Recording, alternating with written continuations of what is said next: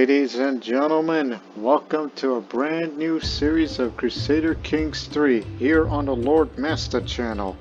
My name's Lord Master, and this series is now all about Nubia, as that will be the main setting for this next series, as it's part of the Nubia flavor pack that was recently released from the Rice mod. That's Regional Immersion and Cultural Enrichment mod, which has been a mainstay, one of the mainstay mods here on the Lord Master channel.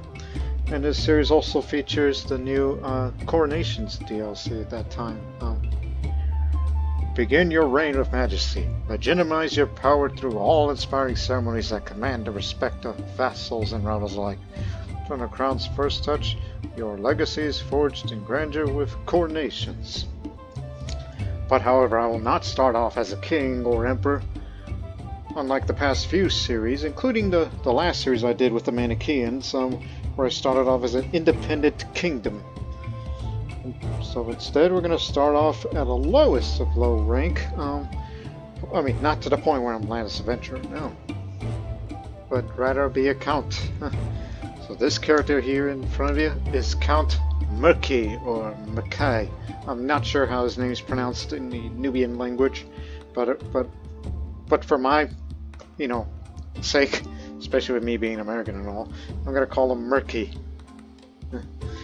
But sometimes I like to correct myself if I ever do further research on that matter. He is the Count of the County of Zay, which is in Nubia region proper. So we'll tell you more details about what this series is going to be about, and as well as all the mods that I've added in this series, which you can see in the description, which further enhances this series, in which I believe it's appropriate given the situations at hand with this. So let's go to Nubia, to the Nile River Valley.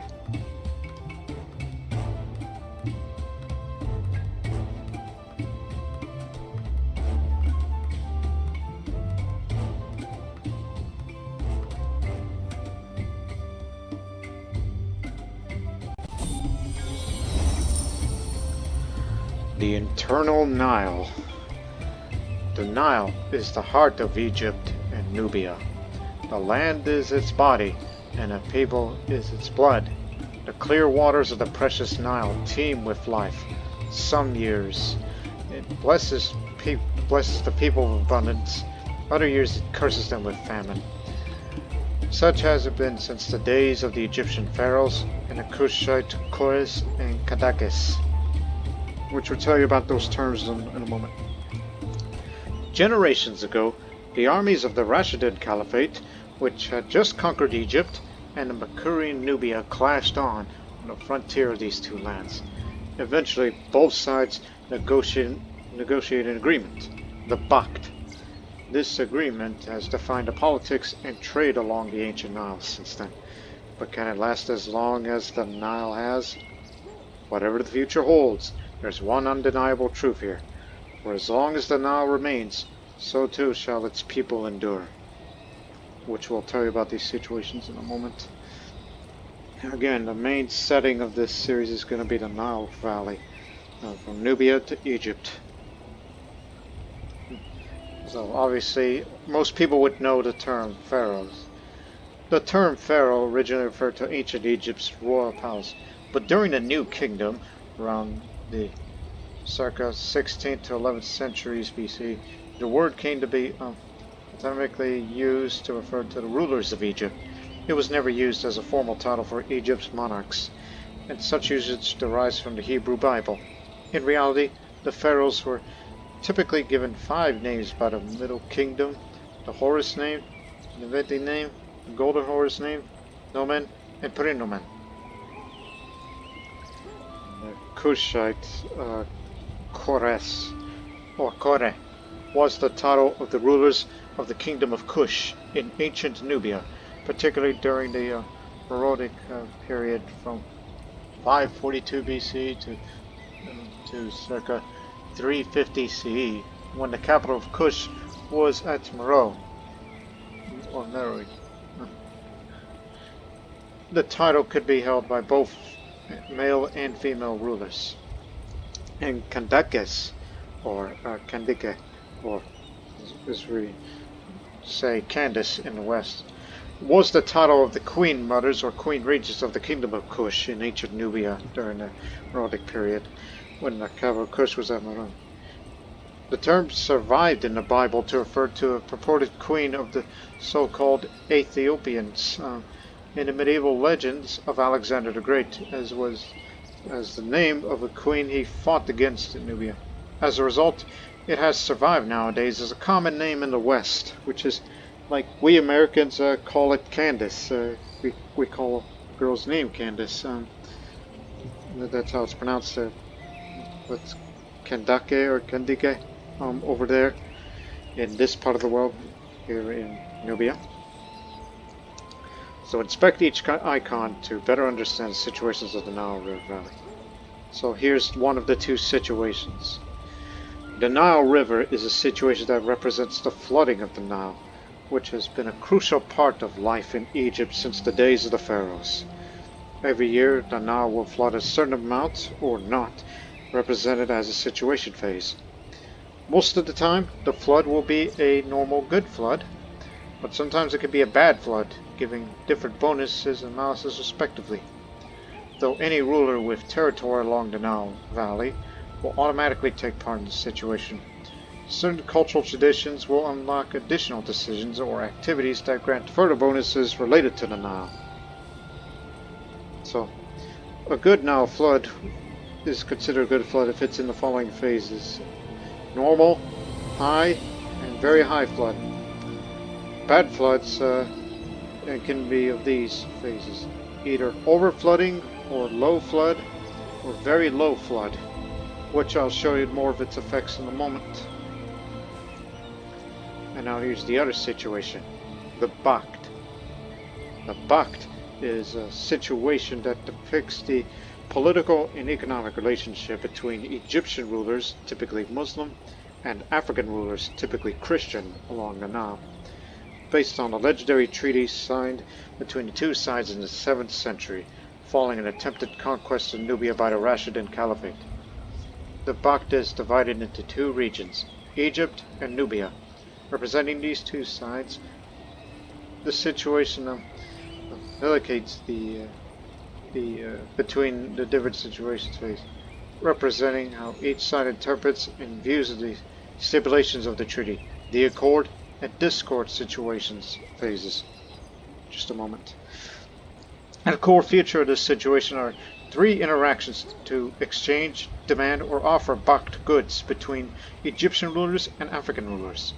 If the other ruler accepts, both parties are granted a truce with each other. The likelihood of the rulers accepting these interactions and their bonuses and costs varies based on a variety of factors, including the region's current situation phase. So, the accord phase represents a period in the Bakht situation where both Egyptian and Nubian rulers are more willing to engage in diplomatic and economic exchange per the stipulations of the Bakht.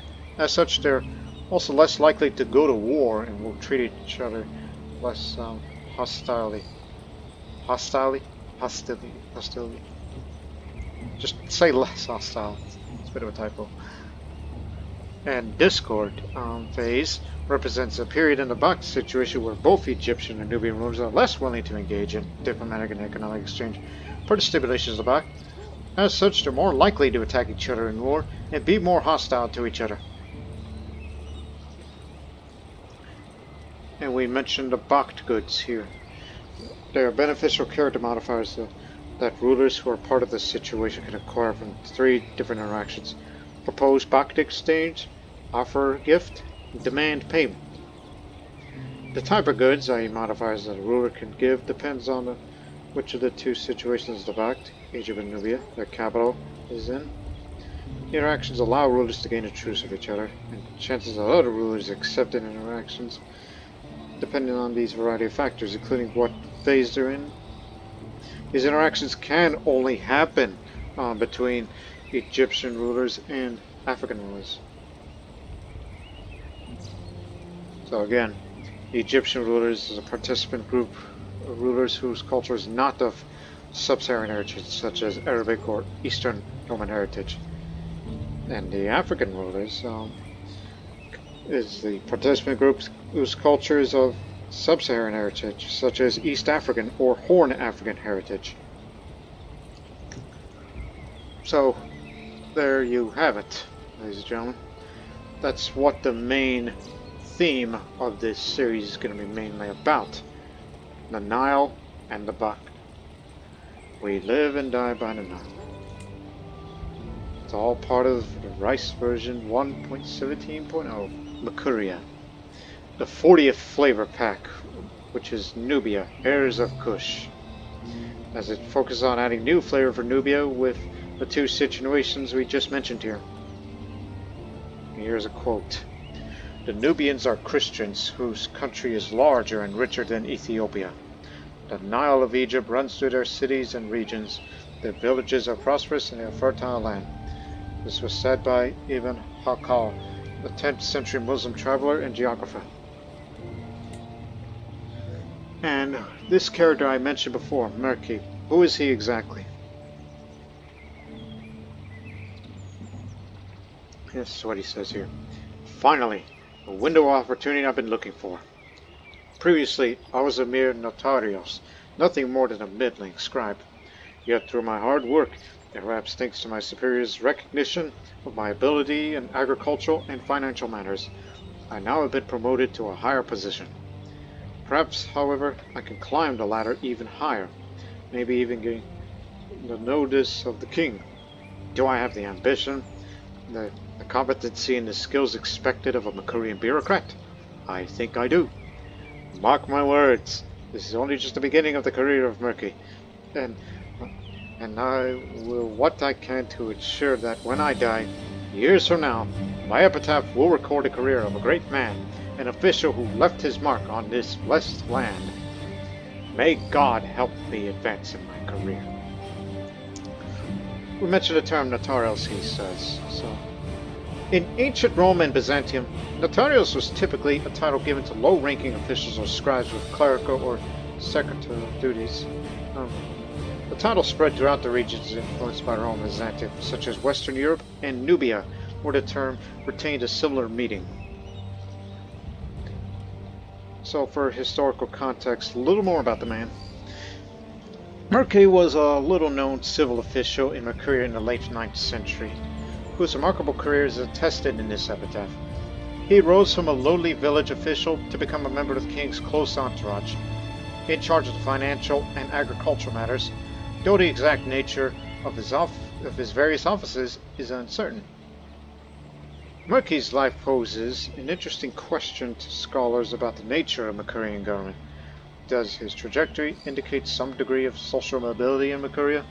Or was he a privileged noble who went through an equivalent of a Roman cursus honorum, a predetermined series of offices for aristocrats seeking a political career? So, again, he's an agricultural official, as we have this modifier here. So, this character, Merki, has experience in managing agricultural networks and finances in the Kingdom of Makuria. That's +1 stewardship, slightly reduced building construction cost, and a tiny bit of monthly development growth in the capital that he now rules in. Well, on his way to ruling, because he's traveling there, as we can see. So he has an aspiration: ascend Makuria's bureaucratic ladder. That's the reason why, of all the bookmark characters or characters with aspirations, I chose this character over one of those warlords or those who want the Makurian throne. So I decided it will be him. So this is his aspiration. This is what he must do. After starting as a lowly agricultural official in Zay, Merki has slowly climbing the ladder of Makuria's administration. With his skill in agriculture and finance, he seeks to climb even higher.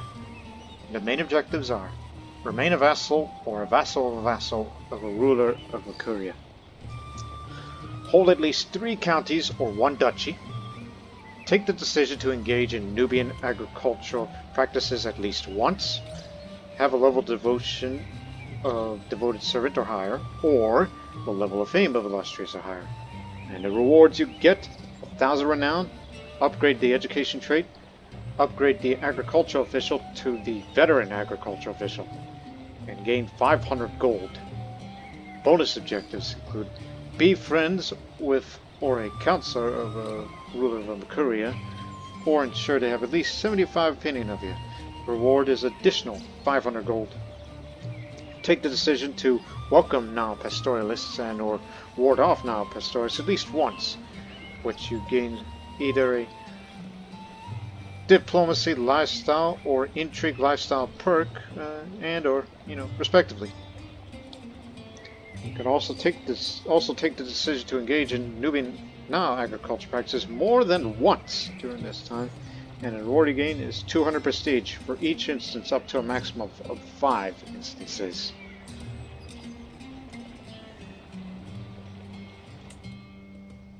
Obviously, we're using the Dark Ages mod here, but there's a lot more than that.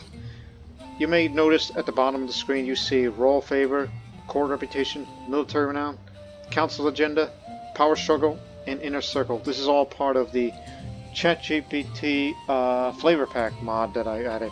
Although I know someone who recommended me to use that during the Manichaeid series, which I said no to that, given the setting. But due to the yearly Nile flood situation and the many other things you could do in the inner workings of politics and roleplay, I thought in this kind of setting, this would be suitable for it. Very, very much so.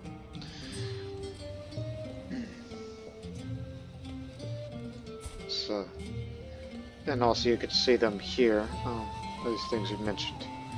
So, Merki, he is deceitful. He is chaste, which is a virtue among the Copts. And he's diligent. So obviously stewardship is his best, as he's the Master Administrator, which is Stewardship Education Tier 3. So yes, most of the skills and perks, traits, work differently under this mod, on top of the few other mods I also added, which I'll show you those in one moment. So this is going to be notable for being the first series since the, go to the cultural map. The first series since the Pannonian of Ars, where played as a Christian entity. Although the Avars part in this case, it's converted to Christianity later on. But this one started off as such, so yeah, I would say it's probably since forever since I started this series as a Christian. But got to Christianity, more on that in a moment. So there's Royal Favor. Strengthen your rulership by strategically favoring specific social strata while carefully managing to balance the power to avoid discontent and unrest. So the base values is government, faith, ethos, personality, average privileges through royal favor decisions. Social strata. Social stratification is the hierarchical classification of society into distinct groups based on each factor such as wealth, lineage, or occupation. Each stratum has unique needs and challenges, offering opportunities to rulers to exert influence over them, shifting their own governance in a certain direction. As you can see, this is what it looks like currently. What I don't like that I see there is the lower the night effectiveness. You see what it gives you at this current level of tier for each of these things. And the lower they are, the worse they get.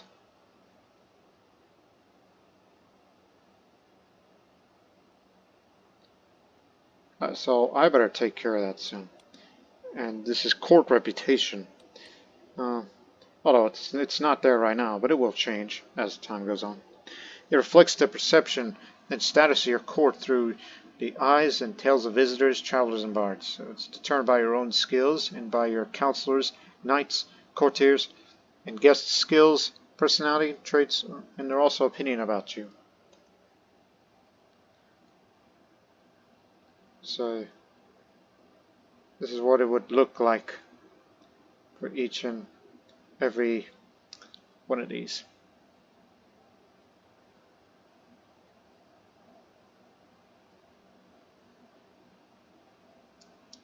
and this is military renown. War is a fundamental part of a medieval ruler's life, and from one war to another, hard lessons are learned and tactics are perfected at the cost of many lives. The trade path is initially determined by your age, skills, government, ethos, and traits. Trade experience increases gradually when you are at war and based on your skills and your dread value. Commanding an army doubles the trade experience gain. As you can see, all of these are what it can give you. And unfortunately, I am not a military man. I'm an agricultural official. So it's unlikely you'll see me running the army anytime soon. I'll let my men do that. And council agenda. Again, you can look at it through here instead. Council agenda. When a ruler and the councilors are on the same page, sharing interests, governing becomes much more efficient. Trade paths determined by the personality traits of the ruler, its primary heir, if adult, and the councilors. Each agenda attracts the support or opposition of certain personality traits. Manage your councilors accordingly to improve the overall cohesion of your council. And you can see these things that they also support people of certain traits and oppose those of certain traits for each and every one of these things.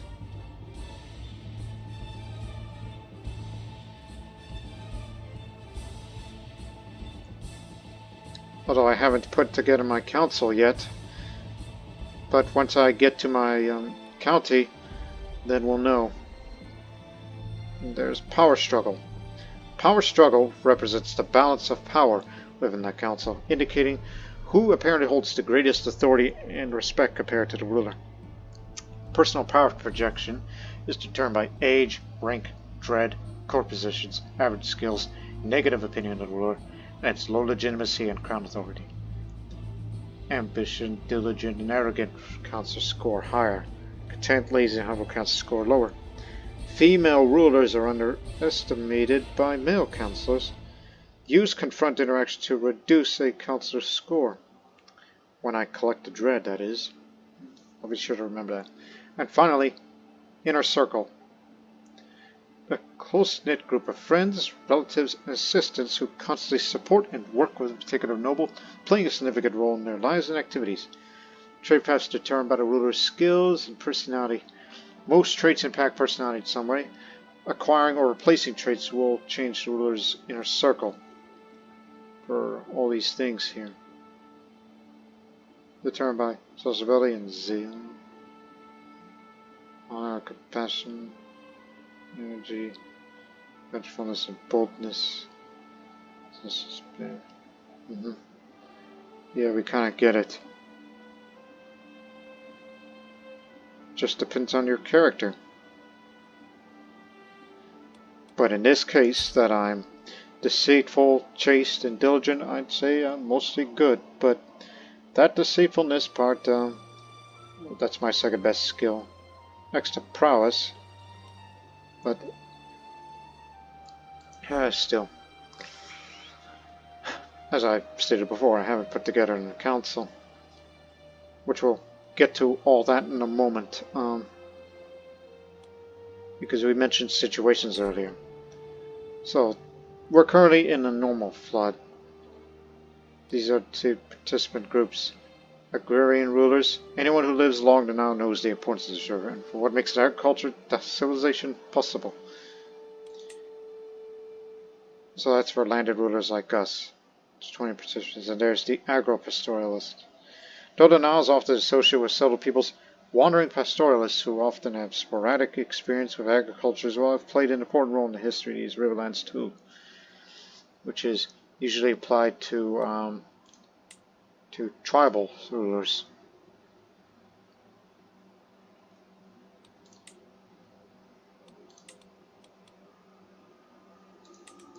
So right now for the Nile River, it's under a normal flood as it just started for this year. In fact, it changes every January. And in the future, it appears that we're going to have a very high flood, which is actually good. So, under a normal flood, it The waters of the Nile rose to 16 cubits, a decent indication, which means the harvest will be acceptable in Egypt and Nubia this year. Each and every one of them has its phase effects. So, for a normal one, rulers whose culture has the children of the Nile tradition have access to the opening of the Nile canals activity. That's for the Coptic and Egyptian cultures to the north of us. We don't get that here as Nubians. Holding tax development and county fertility goes up. And other effects include a decision to ward off Nile pastoralists costs more gold and legitimacy gain. For agropastoralists, decision to protect Nile farmers costs less gold and monthly prestige goes up.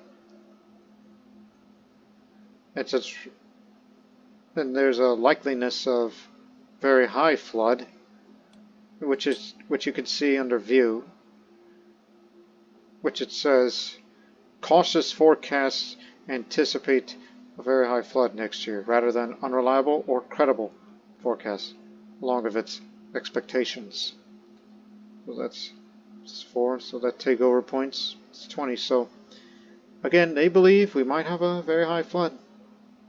And very high flood, it's expected to rose 18 cubits, which may be an extraordinary good indication, means the harvest will be exceedingly bountiful in Egypt and Nubia this year.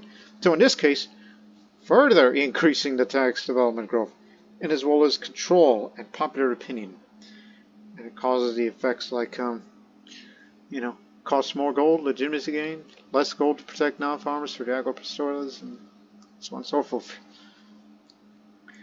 And if you go to overflooding, low flood, and very low flood, well then it's the negative side of things, as we explained earlier. And now the Bakht. So there's participants in Egypt, colored in yellow, and Nubia, colored in brown. So it's too early to tell whether it'll continue to be in accord or in discord. In this card phase, this is for all participants of the common effects. Rulers are less likely to demand Bakht payments compared to the other interactions. Differences in military strength have a smaller impact whether rulers will accept Bakht interactions.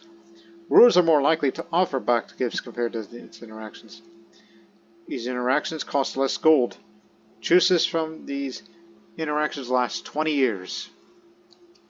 And the decision to perform administrative Nile border tasks costs less gold, which can only be done by either of the two rulers of a certain title that you must have to get these decisions, which I'll tell you that in a moment. Here's the other effects. Rulers in this situation are less aggressive in military and intrigue matters. Army gold maintenance, plus 5%. Opinion of different faiths, plus 5, as well as different opinion. Faith hostility advantage, minus 4. Raid speed is 10% slower. Hostile counter attrition while raiding, plus 10%.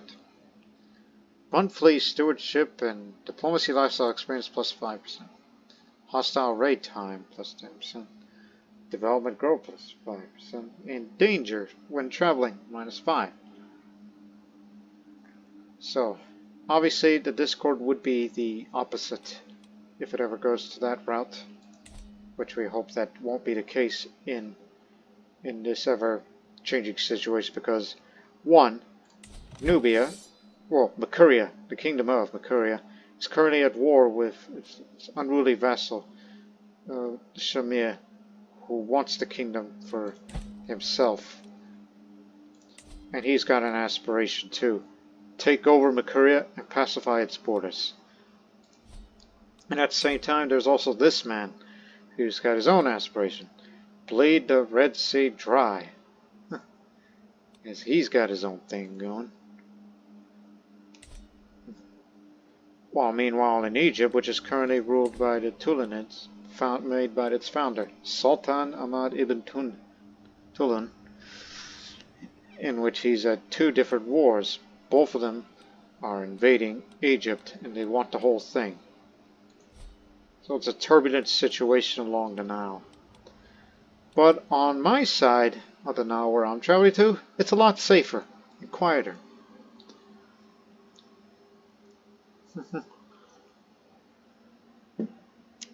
So yeah, I pretty much gave you the basics of what this series is going to be about. As it's been 30 minutes, so we'll get down to business right away.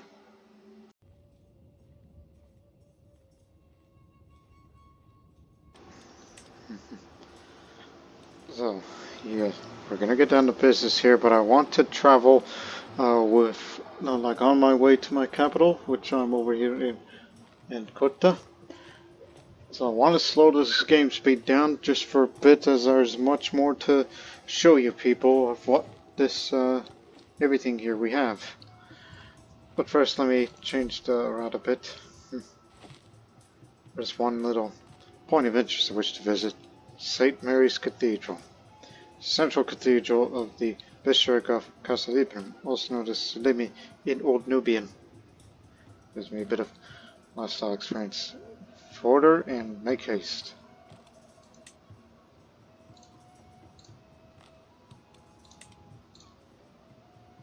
So we'll just take a little detour on this side of the Nile, then we'll go to here. And knowing as Count where I'll do a few things, and that's pretty much all I could do, I should be more active on traveling. Like travel to Alodia, and also travel to this side of Rome over there.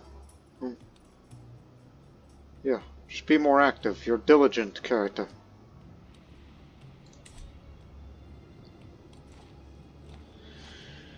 Oh, what else? Oh yes. But first, choose your lifestyle. You should go for the main focus. Just use your strength of stewardship. So that way, just get a few more perks, and then I'll become an administrator, living up to this character's reputation as being an agricultural official. So he'll be quite the administrator, even though I would much rather him be an architect, but it'll do. And let's put some people together on the council. Some competent ones that they gave me off the start. Very competent.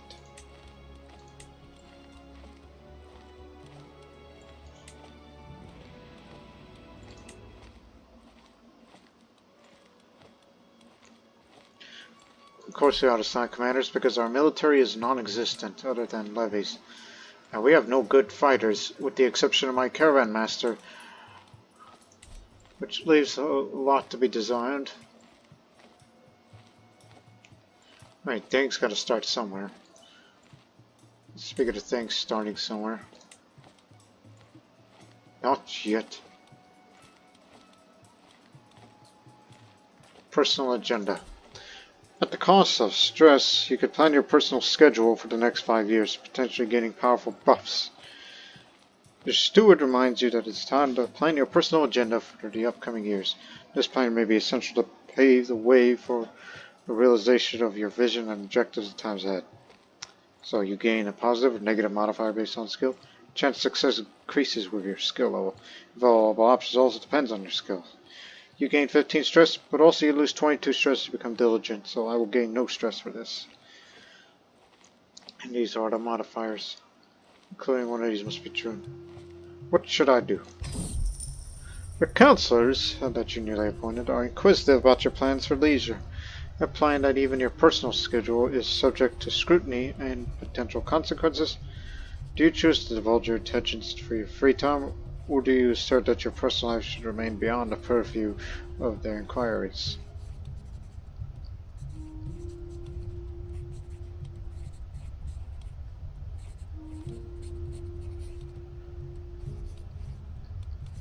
Duty comes first. I can't waste time for frivolities due to my high stewardship.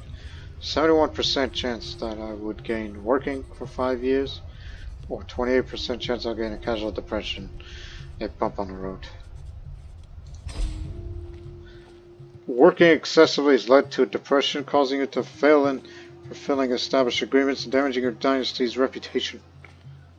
For the next 5 years, a bout of casual depression weighs heavily on this ruler, diminishing their motivation and impacting their decision making. That hurts. But that's for 5 years, so I got high enough stewardship. And of course, I noticed earlier, under royal favor, I'm not concerned about this low Republican vassal tax countries as I have no city vassals. I have no mayors. It's just me and my castle, and that's it. But what I don't like is that the night effectiveness lowered.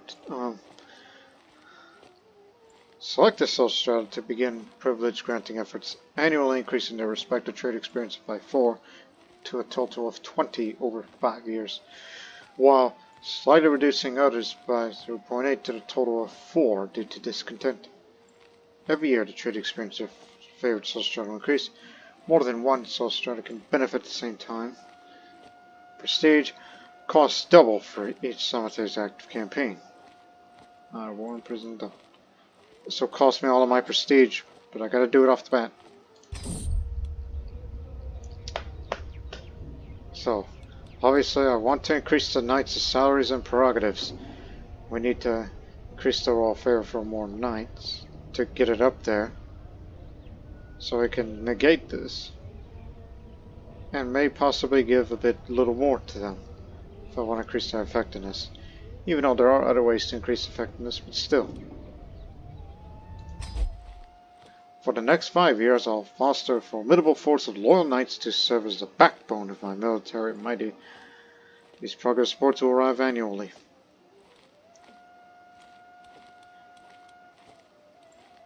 And since I'm a diligent man myself, I'll develop the capital. I dreamed that I will one day be the envy of every ruler under the sky. Must endeavor to be the champion who turns into a jewel of the earth. All that is needed for me to put in some more work. Who needs sleep anyway? Get to work. Diligent planning.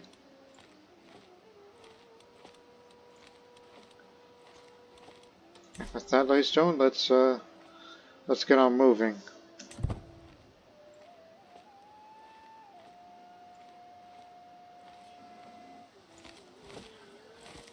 In the meantime, as we travel, let's talk about the Coptic faith, my main faith of this series.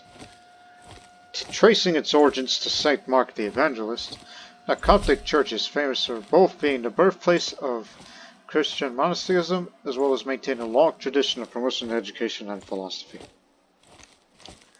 Oh yeah, and before I recorded this after the first 30 minutes, which I had to take a break, so I could save time by looking for a spouse, all of which are low-born, and you don't want to marry low-borns.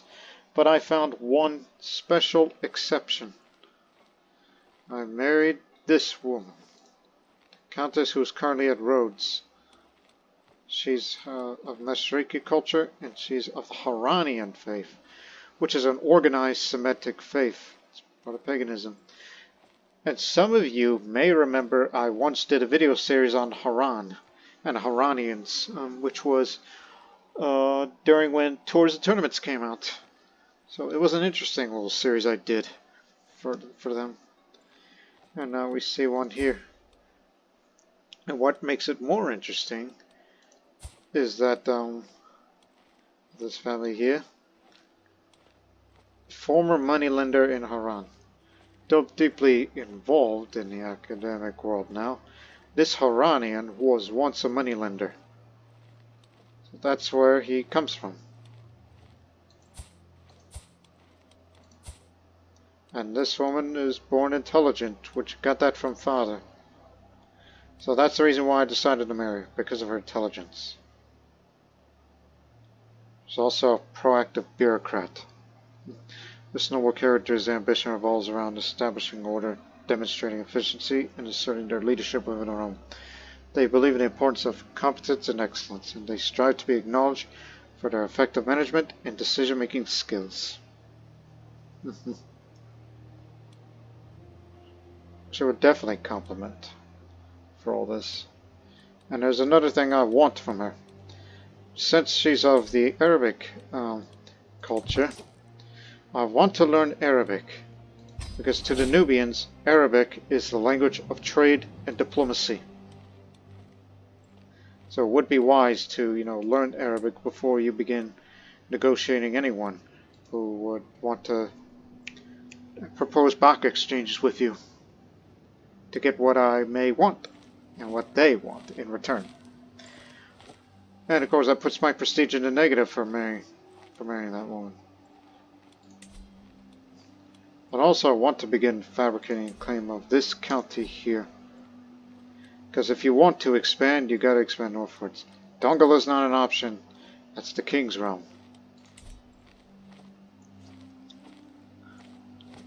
Anyways, let's return to Coptic Christianity.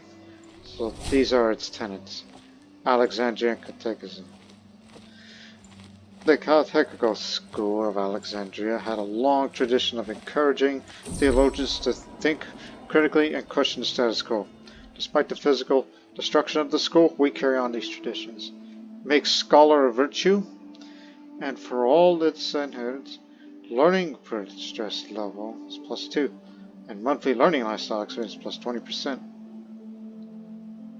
With my marriage to Countess Jalila, the realm expects us to throw a suitably extravagant wedding celebration.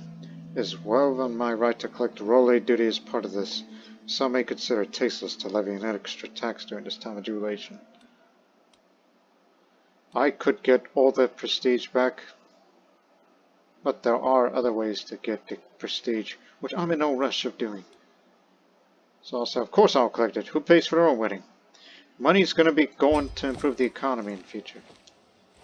There's also communal identity.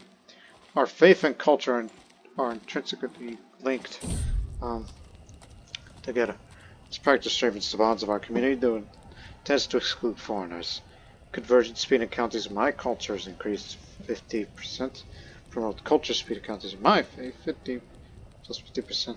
Conversion speeds in counties of different culture, minus 50%.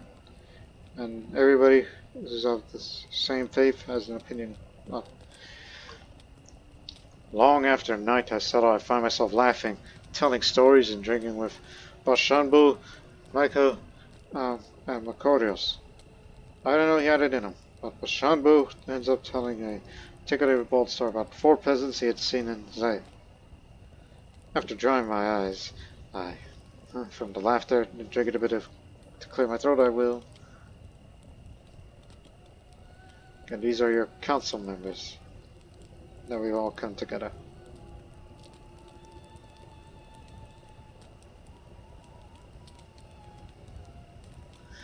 Ask Vashambo to tell me another story. Am I befriending him? Ledge! I hear Michael shouts out of panic. Soon thereafter I hear a loud cracking sound, like that of wood breaking or of my patience finally snapping. I step onto the gravel and see the splintered remains of a wagon wheel. My wagon wheel! I'm sorry, my liege. It was my turn as a lookout, and I fell asleep at the reins. By the blood, we're going to be late.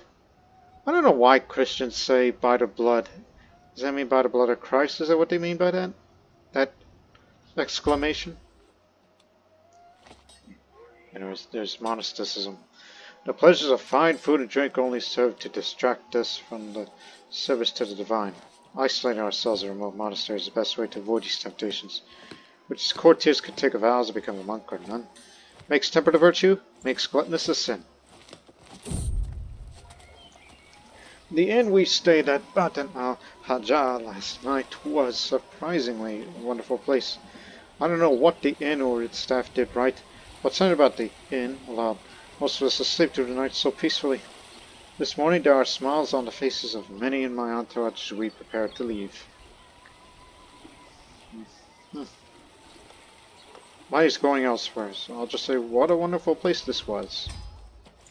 So the sins are lustful, gluttonous, sadistic, and vengeful. The virtues are chaste, temperate, compassionate, forgiving, and scholar. At long last, I'm finally home. There's nothing better than arriving back at Zay. After a long journey, I look forward to resting for some time, but the call of the road beckons me ever onward. My Kara master, Agapri, reports that we've journeyed for 31 days and traversed 7 baronies. Thank God I can go inside again. So obviously the doctrines, it's male dominated, it's pluralist, theocratic, Pilgrimages encourage ecumenism, which other Christian faiths that have that doctrine are considered stray instead of hostile. And it's of one true faith. Marriage type is monogamous.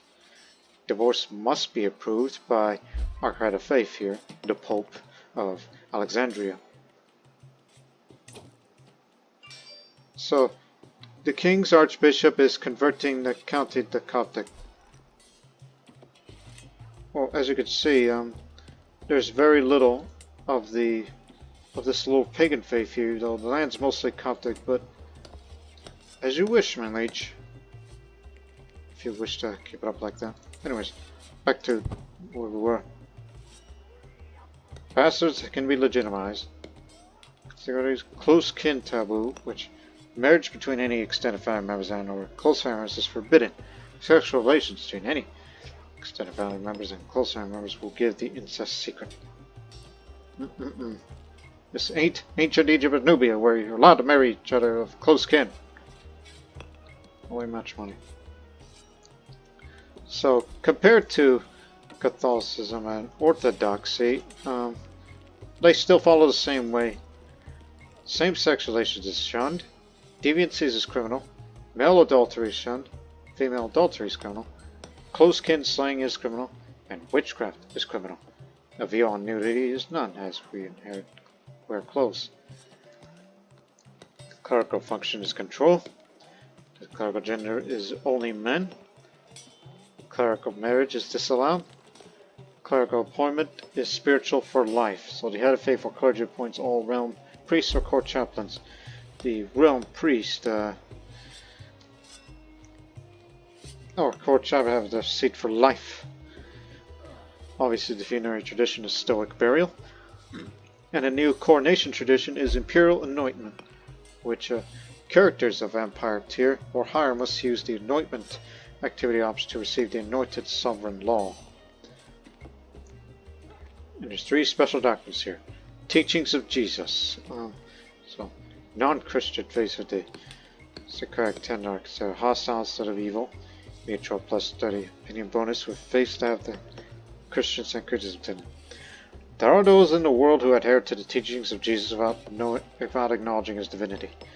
Though blasphemous, we should still show compassion to these misguided souls, as they may one day become converts to the true faith. The Coptic faith. While our practices may have drifted over the years, we share the Coptic roots in the belief in the Patriarch of Alexandria as our spiritual father.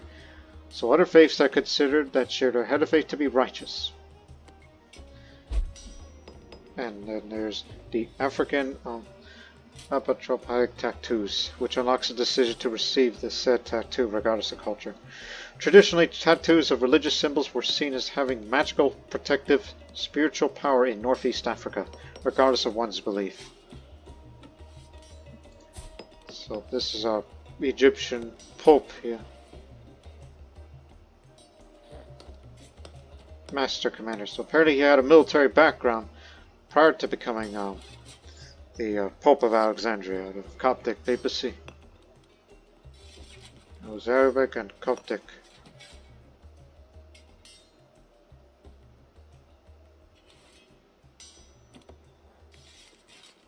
All this is obvious. Anyways, greetings, my oppressive vassal. You've been a loyal and devoted subject. I wish to reward your service. In recognition of this, I'm hereby offering you the position of Marshal of Makuria. Marshal, I'd rather be Steward. You just picked me the worst skill. But I'll accept anyway. There are benefits to having this. Plus it'll make me look good in armor.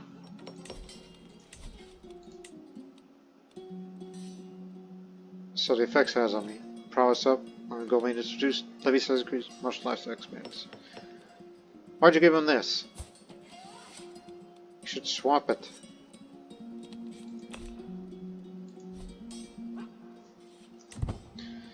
Inland rivers access.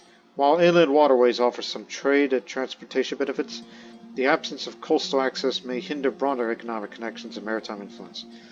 Vassal provinces also count as maritime access, so I gain inland river access.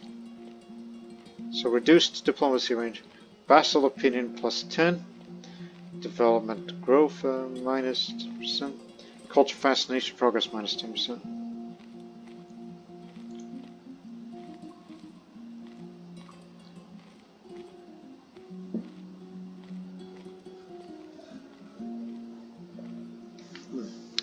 Oh yes, another thing. The Nubian culture itself. Who are we? Our ethos, once again, like with most of my past video series, is spiritual. While some cultures turn to war and others to worldly knowledge, this culture places its trust in the only constant throughout its history, the divine. Spirituality is the only way forward in a harsh and uncaring world.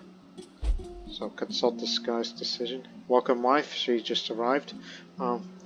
Consult this guy's additional effects.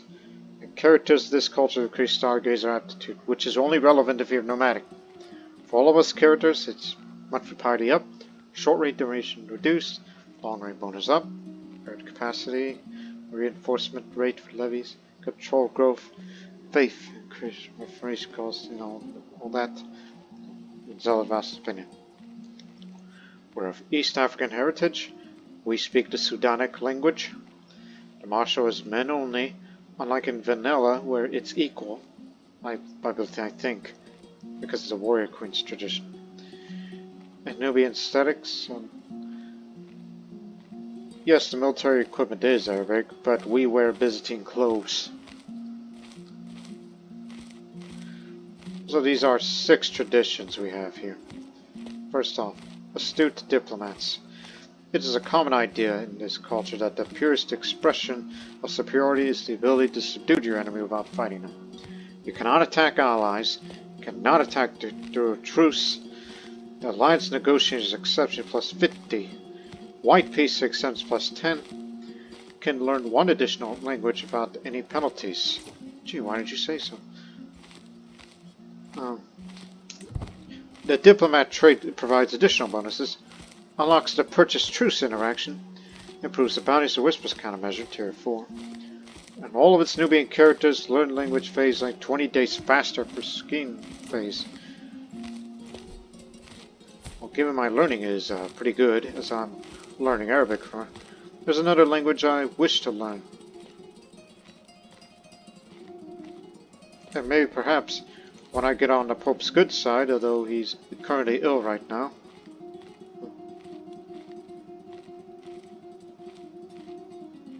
Like, I don't suppose you know any Coptic people.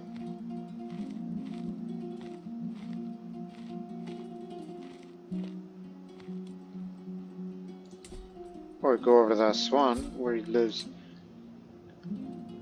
You know, Coptic people over there. Just look for someone who has Coptic culture. I mean, I'm already learning Arabic. So there's got to be someone of that culture, of its courtiers, so that I may learn. Or your best bet's Alexandria. No? Look, keep well in mind. Most of the land is Coptic currently, and it's still Coptic Christian is predominant in Egypt. But it's going to be converting in time.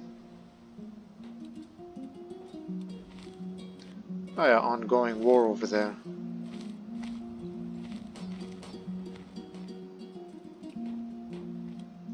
Anyways, back to traditions.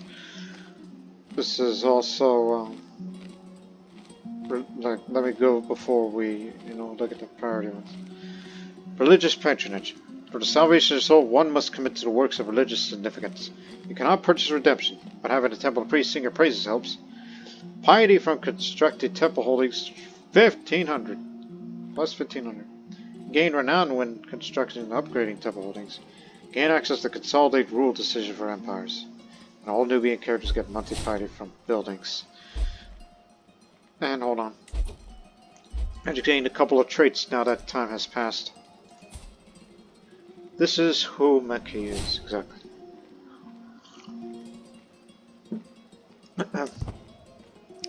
He's a benevolent orchestrator. This noble character ambitiously advocates for a just and equitable society within their realm. Working tirelessly behind the scenes, they enact social reforms and forge alliances for the greater good. Their idealism and altruism guide their actions, often resulting in personal sacrifices. So, tyranny gain reduced, long range bonus up, monthly lifestyle experience was 15%. General opinion goes down 5. So is development growth, but control growth up, but popular opinion lowered, cultural fascination up, and learn language phase length another 30 days faster. So it's faster to learn language these days. He's also got a monkey-like demeanor. This character's demeanor is playful and mischievous. Well, he is deceitful, often bringing a sense of joy and lightheartedness to the court. They possess a quick intellect and are skilled at finding unconventional solutions. Their courtly interactions are marked by a sense of spontaneity, adaptability, and a penchant for entertainment. So natural dread goes down, dicey opinion up, counselor opinion down, personal phase game length another 30 days faster. While the vassal opinions go up and down. Courtly, parochial, and zealot down, glory hound, minority, minor landholder up. The time has come for me to plan ahead on what angle my noble life I will concentrate the efforts over the next decade. Investing my fortune in one of the past well, it is certain my choice will carry deep the consequences for my personal achievements as a person and as a ruler.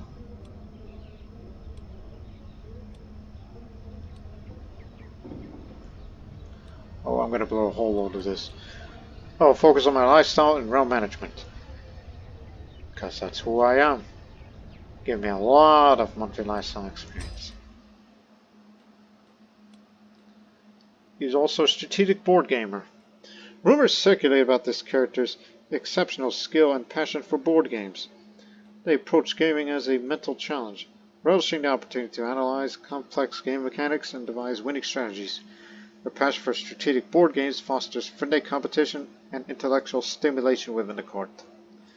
So negated martial penalty plus 4, and martial per stress level plus 2. Maybe the king sees something in me as martial that I don't. And finally, an idealistic view of warfare. Some say this character possesses a naive and romanticized view of the battlefield, believing that honor and chivalry prevail over strategic acumen. The idealistic notions hinder those who are experienced in warfare, as they prioritize personal glory over sound military tactics, leading to costly defeats and unnecessary casualties. Natural dread down, knight up. Enemy fatal casualties are minus 10% and attack advantage minus 3. My Marshal Makuria has been showing off a promising new recruit. He may not be of noble stock as you, my liege, but on my name I swear that Merian Kulda is someone you would want on your side. What the hell? Is that the best you got? I mean, it's better than those with no marshal at all. Yes, he's a nobleman. He's a revolutionary leader. He's got a snake-like demeanor. He's also a spare-time craftsperson. And lavish expenditures with his lifestyles. And a defender. Fate smiles upon me. My wife is bearing my child. Hope to have a smart child in the future. So that's all we know about our character here. We know we're fixing to roll a favor to go up. So our court reputation. So there you have it of its current trait paths and what it gives me currently. Especially life expectancy up. And legitimacy gain monthly. Military renown. Well, he's not exactly a military man per se. Unless he's something that I don't. The council agenda, the only thing that went up the tier is development and statecraft.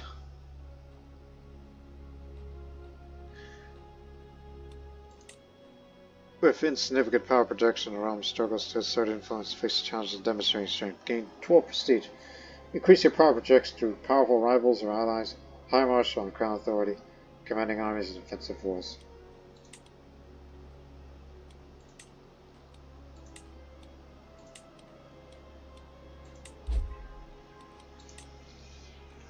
To emphasize their importance, I allowed knights exclusive representation in the royal court, sidelining the other influential figures. The decision led to discontent among courtiers and advisors who felt marginalized. Oh, my dear Merki, you are really learning my beloved Arabic. I feel so appreciated. You are making an effort to understand me, the Countess says, smiling serenely. Can I help you anyway? Teach you some words, perhaps? Says.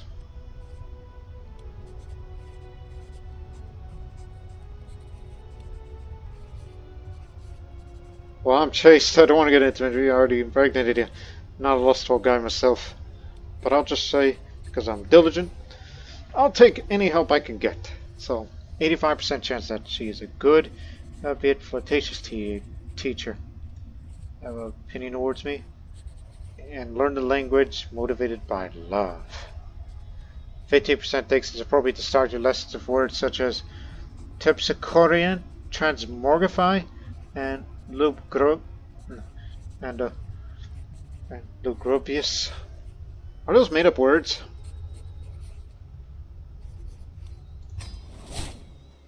Good teacher. Higher chance of success with time.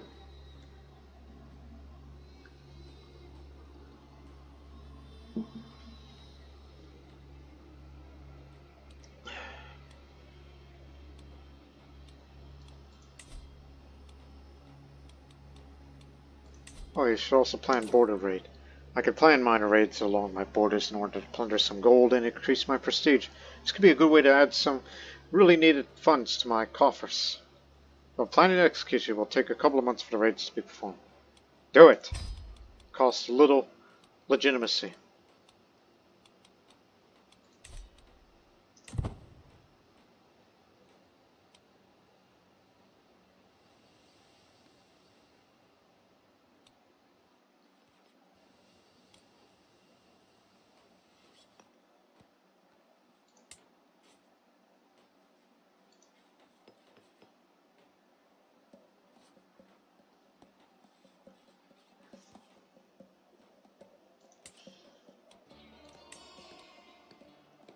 If I were to save money, I would like to have farms and fields. To have a boost in the economy. Oh, I forgot about the rest of the traditions. Let's continue. Linguistics. To learn the words of a neighbor brings you one step closer to the language of divine. Successfully executing a learned language gives you significant piety. Each level of devotion gives language success chance. Each known language increases the fabricate claim on the county speed. 100%. Rulers of this culture want to learn languages spoken by co-religionists. And learn language phase lengths 20 days faster. Oh yeah. 1 second. While out on a leisurely stroll, a crowd of particular merchants stands out from the regular hustle and bustle of the street. Greetings, my lord. I have an exquisite assortment of wares, if my lord has the coin. As I peer at the myriad of goods in the stall, I can hear Bashambu of Kessel murmur, "The etchings on that piece must be real, and quite valuable too." He glances at me with a triumphant smile.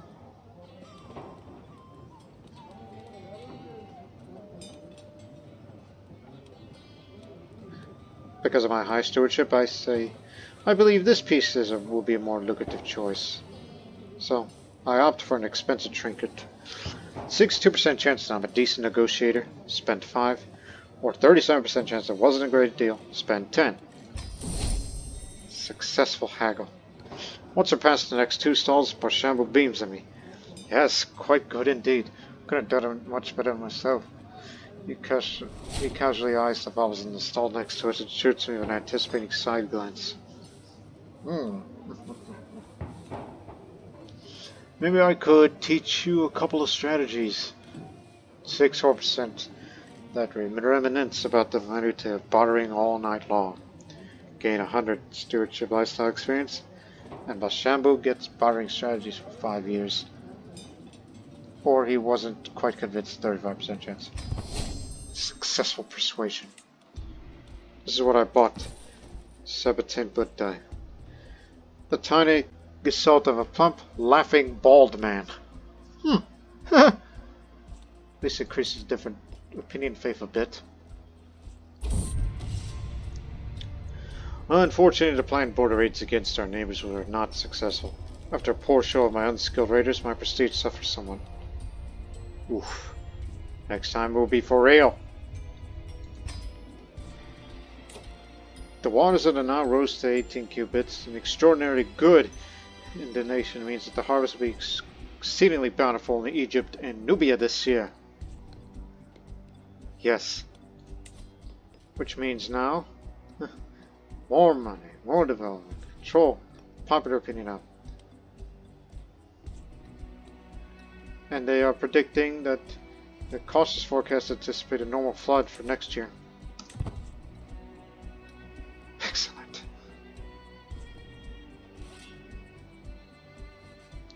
Continue with the Nubian traditions, as we're still getting to know each other. Now this is the one that's added by Rice and Africa Plus. First off, Land of the Bow. In a land of plenty, enriched by the Nile and their own ingenuity, the Nubians have prospered for generations. For almost as long, the bow has been a weapon of choice to deter the raiders and brigands of the surrounding desert. You can recruit the Nile archers as men-at-arms, which we don't have right now, but I will one day. The hunting grounds line of buildings will improve archers. For counties of this culture, hill forts replace watchtowers when on floodplains terrain. Really? I wonder why I saw them building a hill fort over there. Rulers can blind prisoners. Physically disfigured and infertile claimants cannot press their claims against rulers of this culture. For all Nubian characters, the diplomatic range is much reduced, while defender advantage +5. In its counties, levy size and floodplains increase, and its holdings garrison size up. Nile agriculture, also shared with the Egyptians and Coptics. The Nile River flows from south to north through eastern Africa. It begins in the rivers that flow into Lake Nile and empties into the Mediterranean Sea for more than 600 kilometers to the north, making it the longest river in the world. The soil of the Nile River delta between El Kahira, Cairo, and the Mediterranean Sea is rich in nutrients. Due to the large silt deposit the Nile leaves behind as it flows into the sea, the banks of the Nile all along its vast length contain rich soil as well, thanks to the annual flooding that deposits silt. For thousands of years, much of Egypt's food has been cultivated in the Nile Delta region. Ancient Egyptians developed irrigation methods to increase the amount of land they could use for crops and support a thriving population. Canals are used to bring water from the Nile to irrigate farms and support the cities. Beans, cotton, wheat, and flax were important and abundant crops that could easily be stored and traded. Apparently, my liege, the Marshal's veterans assistance programs collapse, leaving former soldiers unsupported. This could collect damage to reputation and anger amongst those who served. Increased stress, lost renown, and he gets incompetent counselor, this Marshal of mine. Ineffective advisors, courage faltered as counselor, face isolation, scorn. New misguided decisions, lack of foresight have cast a shadow over their standing. Counselors with less than 12 skill are more prone to failure. Even though he's one of the good ones. Bad luck for you. Continue. So, for Nile agriculture, the content trade is more common. Cattle pastures, farms and fields, wetland farms, manor houses, and orchard land buildings have additional bonuses in coastal baronies in the counties of this culture. The diligent, patient, and athletic trades have additional bonuses. For all Nubian characters and others, -1 prowess, man-at-arms recruitment costs increase 50%. However, in all of its counties, development growth in oasis terrain increases drastically, as does building construction costs there.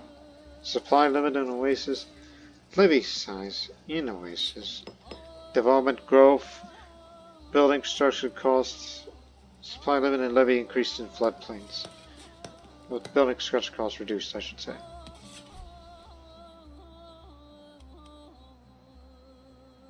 Raiders.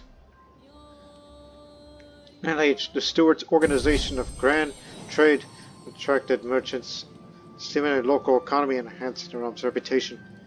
Blue Stress gained gold, while Shanbu is a competent counselor. Esteemed by the Segu's council, this character is a reliable advisor, earning renown within the liege's court. Their strategic acumen and diplomatic finesse contribute significantly to the prosperity of the realm. There you go. Praise Sainta Marina. Mariana? No, it's Marina. Wife's given birth to a perfect little daughter. One day, child, you'll carry on my legacy. What name would befit such a mighty lady? She's my heir for now. Irene is a very good name. Since the Nubian names tended to be Greek and sometimes native Nubian, as far as naming customs is concerned. There's one more culture tradition. Heirs of Kush.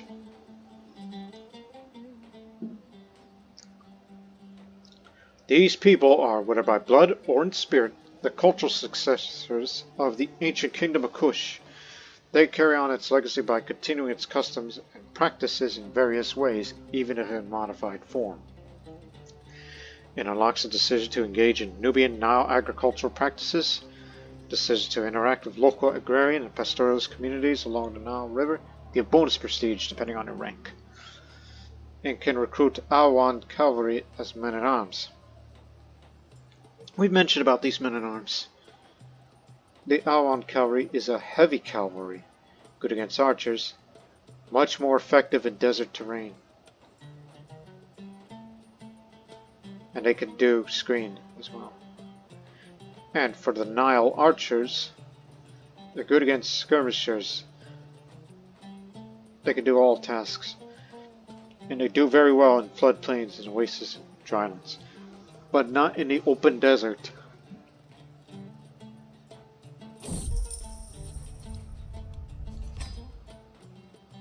And there's more. Due to ChatGPT flavor pack. Look at all these traditions. So the current fascination is going for is barracks. Banis is current exposure. We also got slave labor, increased tax, levy, popular opinion, craftsmanship, building construction and holding time reduced, static codes, party prestige, monthly, lifestyle, calligraphy, lifestyle, and culture fascination progress. We do have Sahel horsemen, which is light cavalry, good against archers and heavy infantry especially. So if you can't afford all-on cavalry, the Sahel horseman will be a good one of your choice. We also have war camels. We do have this. The touch or something. Which is disease resistance and plague resistance. It goes to grain cells, provision juice, development growth in floodplains and drylands.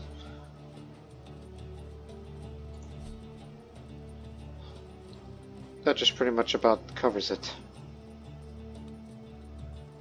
Well, meanwhile, war rages on. The army of Makuria is on their way. A chaste satisfaction with realm laws. Praise be! The moral rot that once plagued this realm is finally being purged. Brothels are closing, and taverns that once encouraged vice are now regulated.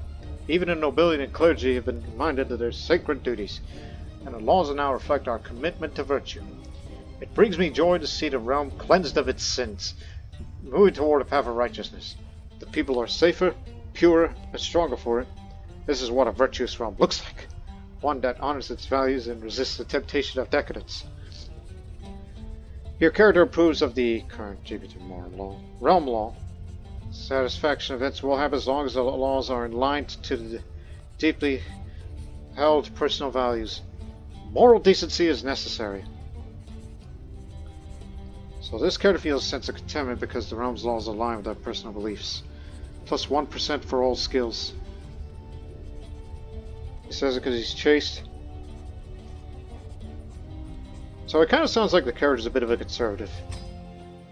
And this is part of the Realms Laws Immersion mod, or whatever that's called. Laws are different here. So these are the laws of Makuria, or at least in my realm here. So I don't know if I'm the one that's controlling it, but certainly my law. So there's religious authority, diplomatic stance, domain taxation, slavery regulation, urban planning, realm bureaucracy, judicial formality, punishment severity, moral standard, women's rights, festivity budget, command structure, security investments, and intelligence ordinance. So, this is all in the middle, which is current law. It can go one way or the other. Its benefits of what it does for the opposite. So, for religious authority, Crown oversight. While the Church maintains autonomy, the Crown reserves the right to intervene in religious matters when necessary. The clergy must answer to both God and the monarch, creating a delicate balance of power between the spiritual and the secular. In diplomatic stance, it's balanced diplomacy. The North maintains a balanced diplomatic approach, engaging in both trade and alliances with foreign powers. Diplomacy serves as a means to maintain peace and prosperity, as though the realm remains cautious of foreign intrigue. Domain taxation, average taxes. A balanced taxation system is in place with both peasant and merchants contributing a fair share to the crown. A steady income ensures sustainable growth and defense, while the tax burden remains manageable for most, preserving social stability. However, with slavery regulation, it's not unregulated, but rather, it's... one second. After lots of hard work, I finally learned the Arabic language. Endless hours practicing, excitation, sleepless nights making inflection, countless lessons mastering intonation. It was all worth it in the end. During my efforts, I looked to emulate Countess's accent. I'm sure she would be impressed with my result. And of course, Mashriki and Arabic peasant gentlemen respect me a great deal more. I feel accomplished. Piety gain. There's another language I wish to learn, as there's room for more. I noticed there's this realm of Nakis to the eastern desert. It's by the Beja people, which they still believe in the old gods, descended from Nubian mixed with Egyptian influence from long ago. He's currently raiding. I'd like to learn your language, because one day I may travel to your lands, in case I get lost or something.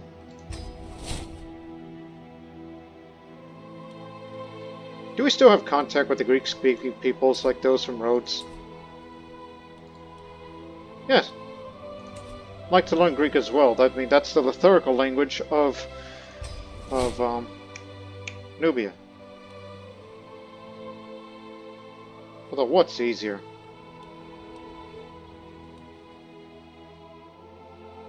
I mean, Arabic is useful when you're traveling up there.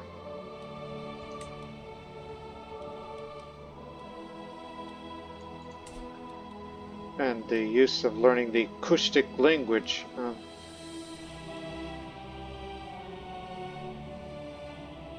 Cannot learn until... Okay. Greek first, Kushtic later. Now get back to reading about laws. 3 years? And with that hill fort being built along with this? Gods, can you imagine? That would be impenetrable. The army's on the way. Anyways, slavery is restricted. Not regulated, restricted. So, slavery is heavily regulated. It's strict laws governing trade and ownership of slaves. Only foreign slaves may be bought or sold. And slaveholders are subject to oversight by both the crown and clergy. Rome seeks to balance economic interests of ethical concerns. So, because of this, tyranny gains reduced, natural dread gain reduced, different faith opinion up, but building, construction, time, and cost increase, along with control growth. Glory Hound Vassal down, Zelda up.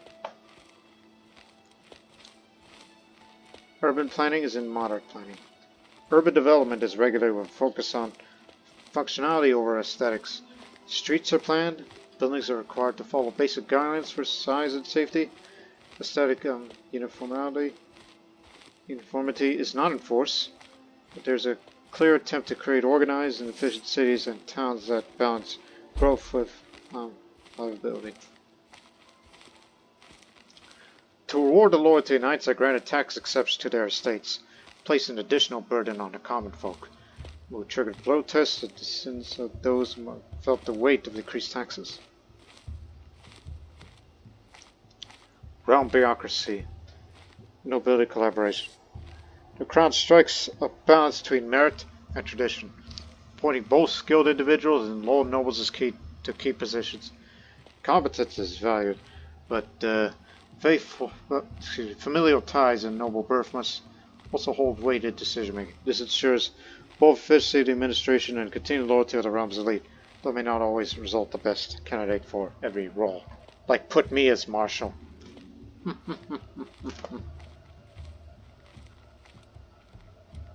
Excuse me. Judicial formality is not formal. Complex documentation. Take a drink.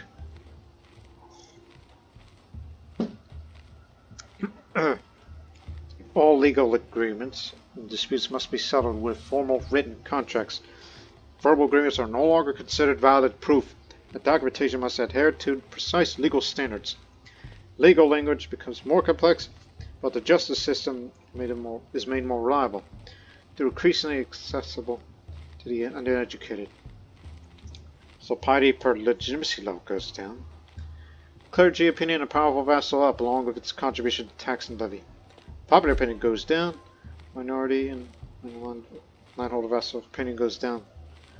Life encourages chivalry 20. Thank you. 1 second.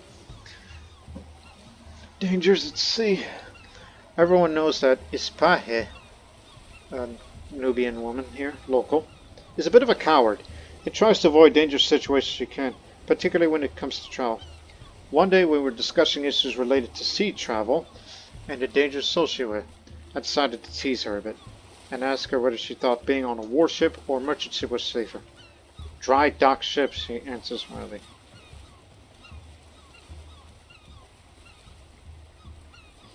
Well, I do need a prestige, so I'll say it doesn't change the fact that you're a coward. So, she's become weary of traveling for the next 20 years.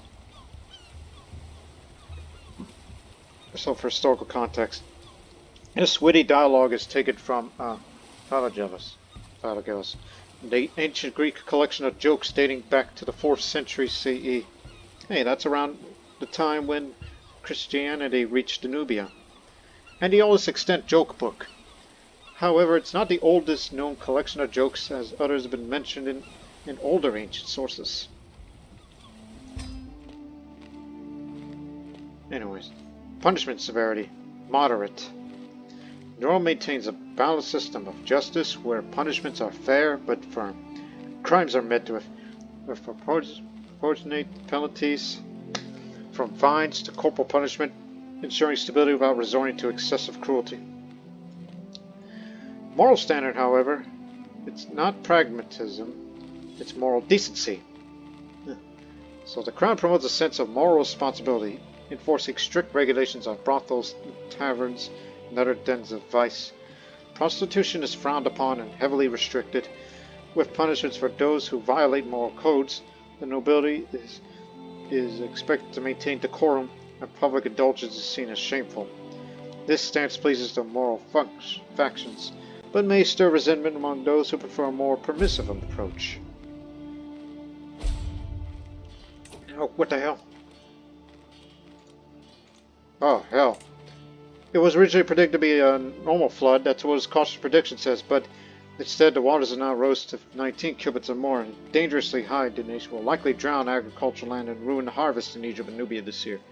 And unreliable forecasts think that a normal flood might be for next year.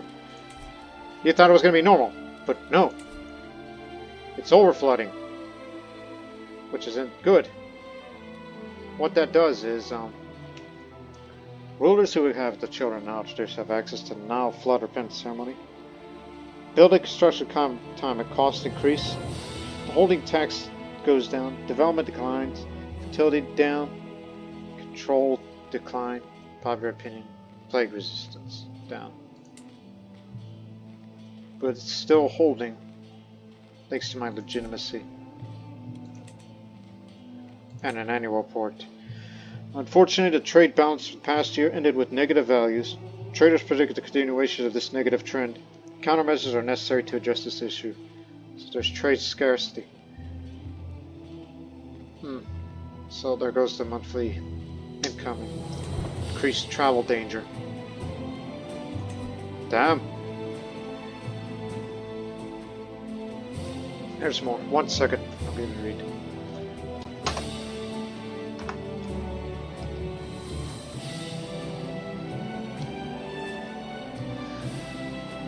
Women's rights is limited rights here. Before I read that, there's two kinds of days. I open my eyes, I can immediately tell I've slept in. Light streams in from the window and bathes the room, warming me slightly as I hide under my blankets. I lazily look around the room and think to myself that perhaps, rather than going about the business of ruling my domains, I could just stay in bed, just for today. After all, it won't be just fine without its lord for a day, will it not? I'm a diligent man, I'll say, alright, it's time to get up. 20 prestige. On the way. Now, women have limited rights. They hold limited legal rights, such as the ability to engage in small-scale trade and manage property in the absence of male heirs. While men retain control over their households, women are protected from severe domestic abuse by law. Women can travel and appear in public with male permission, but are still expected to defer to male authority in most aspects of life. Though they have some legal recourse, their autonomy remains heavily restricted. You know, to the contrary, when you think of Nubian society in the past, women had a bit more rights. Same for the ancient Egyptians back then. But here in Christian Nubia, I guess it's limited here. Unless it's a cultural thing rather than religion. On the ruler's diaries, successful planning. Last year, when tasked with preparing a war plan as a... Okay, hold on here. As a precautionary measure, my well-thought-out strategies impressed my vassals, garnered their cooperation. Stress loss, renown gain, successful planning. Marshal up, vassal tax levy goes up. Reliable house, even though I don't have much of a house to begin with. Duke's been taken prisoner. A member of your house has become a patron of the arts and culture, fostering a rich and vibrant atmosphere. Their commitment has earned us admiration, solidifying a reputation as a reliable and enlightened house. House strong and united. By house you mean me. Defy not the lion. That's our motto. Council brief. Double agent betrayal. The spy master's attempt at... Hang it. Spy master's attempt to turn an enemy agent to a double agent has failed, leading a betrayal that exposed critical information. The court's now vulnerable, and our enemies are unknown. There goes my dread. Damn it. Today in the council there was a major quarrel with my spy master. It harshly challenged my views and placed my authority on the line. As my spy master proceeded to demolish my argument in front of everyone, I coldly thought, how should I address the matter? Among councillors, the mood was somewhat against me. Hell. Let's see. My intrigue is pretty good.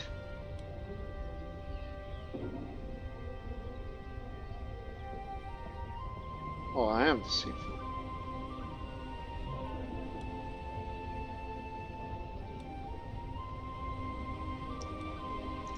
I'll say instill fear on everyone, because my intrigue skill is pretty good.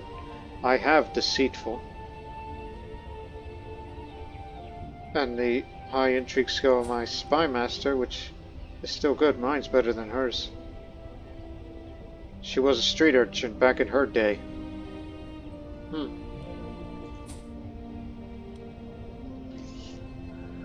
Do it. Success! Made everyone tremble in fear. Got my prestige back. Now, where were we?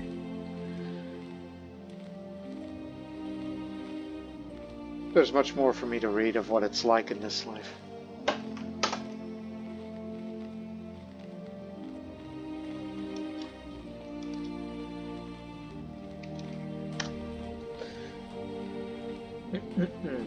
Festivity budget, traditional feast.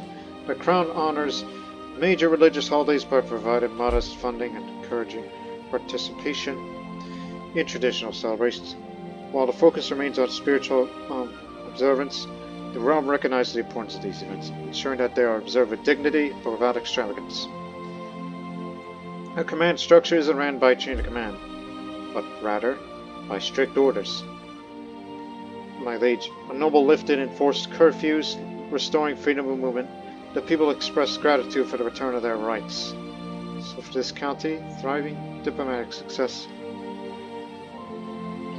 Counties holders' skills may increase or decrease the chance of bad and good events. That's good. Despite the fact we're suffering from overflooding this year. Battlefield orders are strict, with little room for deviation. Commanders are expected to follow the Crown's strategy to the letter, regardless of changing circumstances. This ensures a more previsible outcomes but can lead to missed opportunities and the inability to react to unexpected developments. So, man-at-arms count efficiency up, less time for siege phase time, slower movement speed for the army, less friendly fiddle casualties, lowered the tactic advantage, increased defender advantage, lowered the raid speed. The security investments have the normal, permanent garrisons, and thank you, Archbishop, for my liege for converting a part of my county to get rid of the last few remaining pagans that were in the countryside. Well-manned garrisons are positioned in key locations. Regular road patrols ensure safe travel, and night watches operate in most towns and cities. Bandits and criminals find it harder to operate, but maintaining these forces start to place a noticeable strain on the royal budget. And finally, intelligence ordinances. It's not under average surveillance, but we have an espionage network. Significant funds are allocated to intelligence operations, creating an expensive network of spies, informants, and secret agents. The Crown is well informed of both foreign threats and internal schemes, but the cost of such operations can be a heavy burden. So, Holy Order higher costs increase, while increased scheme discovery chance, initial and a hostile scheme success chance against me is reduced. Befriending or swaying somebody is slower for the number of days for scheme, while courtly and zealot vassals' opinion increase a bit. Does fit for the character's deceitful nature and good intrigue.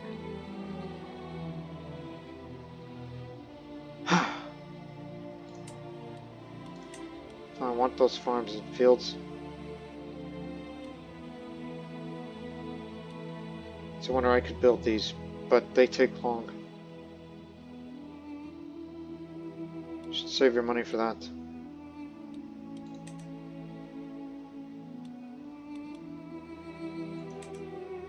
I'll increase the speed in a moment, since I've done so much reading for you.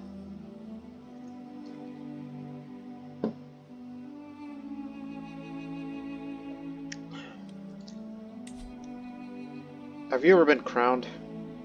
Been wondering. Because I know you are august, as I could see you're wearing that wreath. But a wreath is not a crown.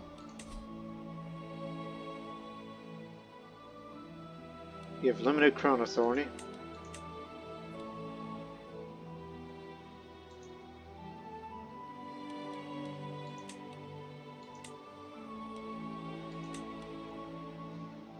There's got to be a way to read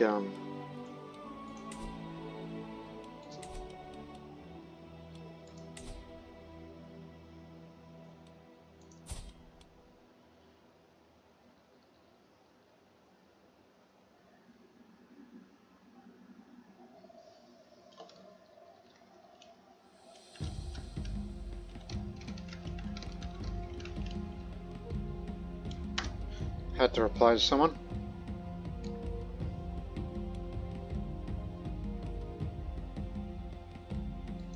Marriage alliance with this man. Oh, he's not a good guy.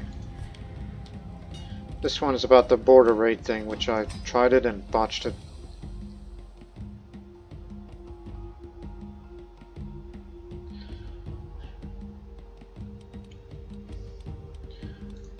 And there's also these other activities that was added for the Nubia series.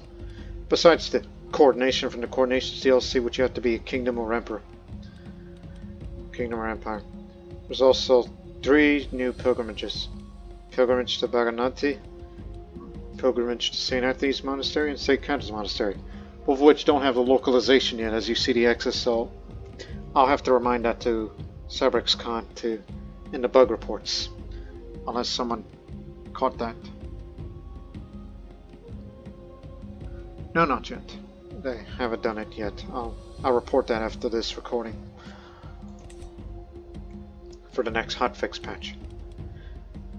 Let's speed it up now to normal speed.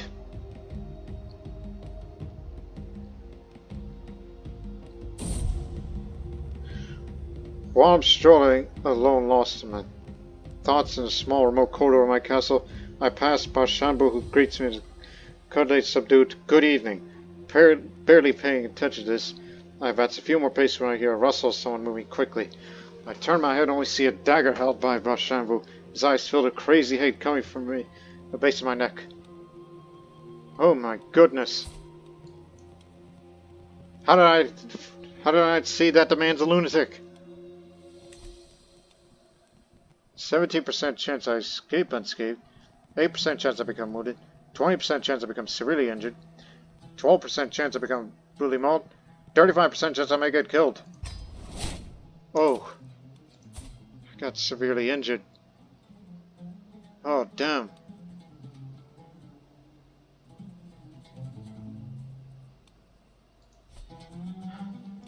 I need a physician for this. And you know, for that he committed an attempted murder. Imprison that man. How dare you do that to me?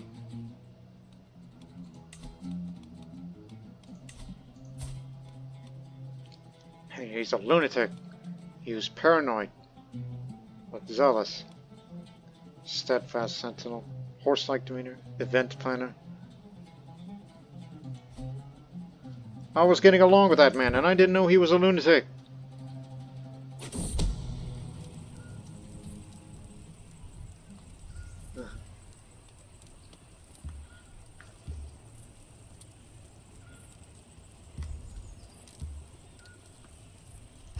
No wonder.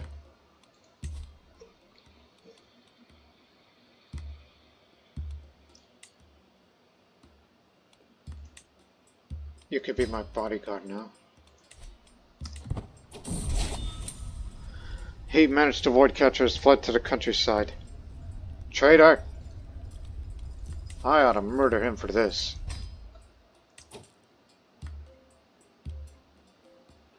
I don't care if I become a known murderer for this. Vengeance must be mine.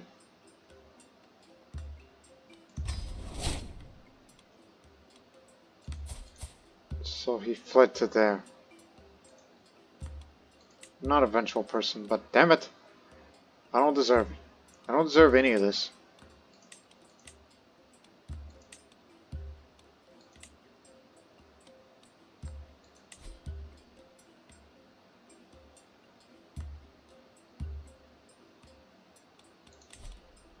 No, forget it. Forget it.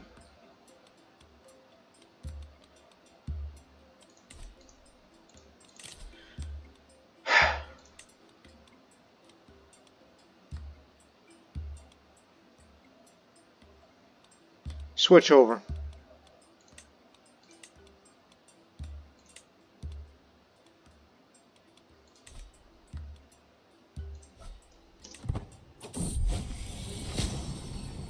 The world is full of dangers, each to account as courtiers. As per my request, my servants acquired after recommendations. Now they assembled a few options to choose from.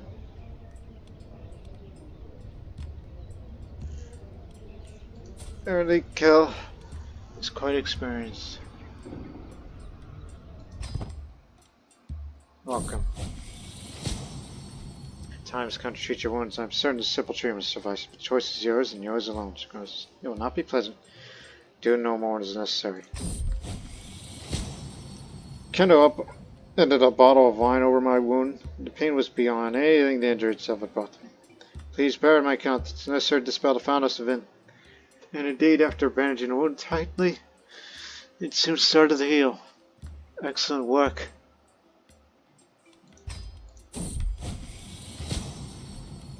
As I lie in bed, constrained by my wounds, I have time to reflect on the meaning of life and how tenuous my grasp of it all is. My fate rests partly on my constitution, partly on the care I receive, but mostly on luck. As time passes, conclusion approaches, but in the end, I'm ready to accept my destiny.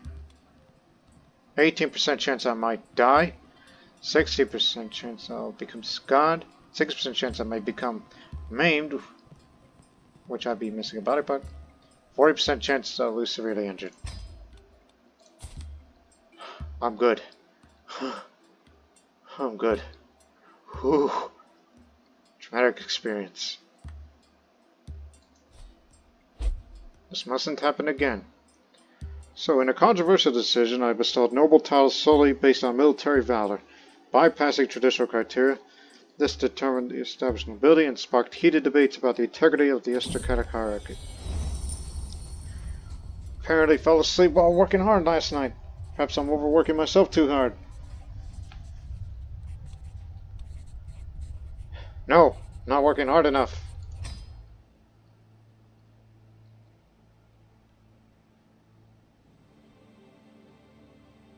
So this time I have a physician and a bodyguard.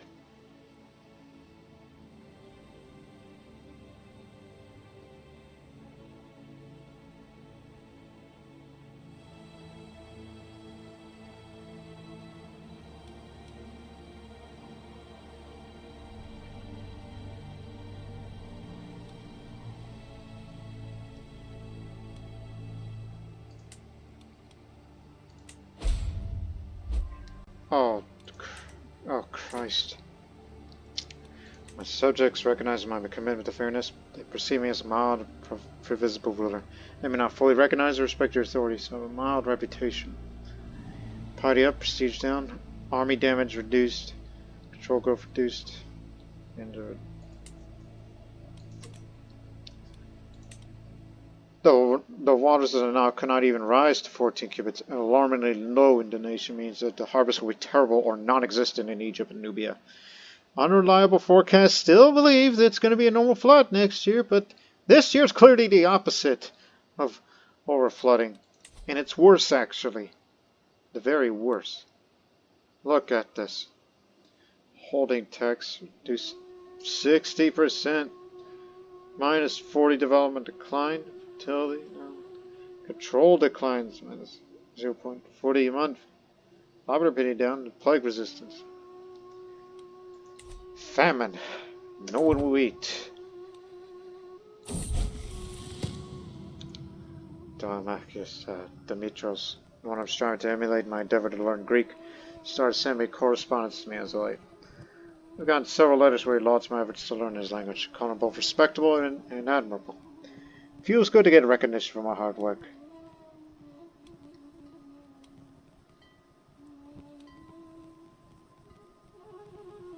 We don't see each other eye to eye. But perhaps there could be benefits when it comes to friendship, so I'll say, scribes, send work back to my appreciation. Increased opinion means slightly better chance at learning a language.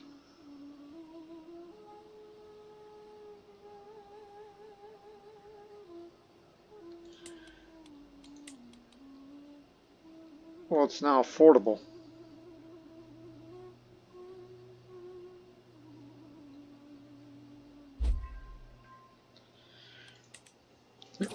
Two things. Ruler's Diary, successful speech. Last year, when I hastened with the expectation to deliver a speech, I skillfully used the opportunity to justify my more controversial decisions, effectively winning over the audience. Diplomacy +2, general opinion on. Council brief. Moral exemplar. Check court chaplain. Personal conduct as a moral exemplar is inspired in nobility and commoners alike, fostering a virtuous atmosphere and earning admiration of your court's upstanding character. Good on you.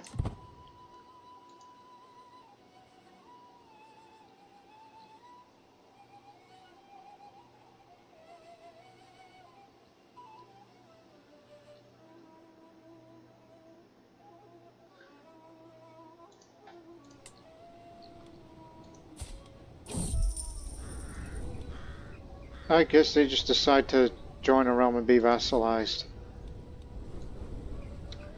Blood-stained cloth, crow's feathers, strange smelling concoctions.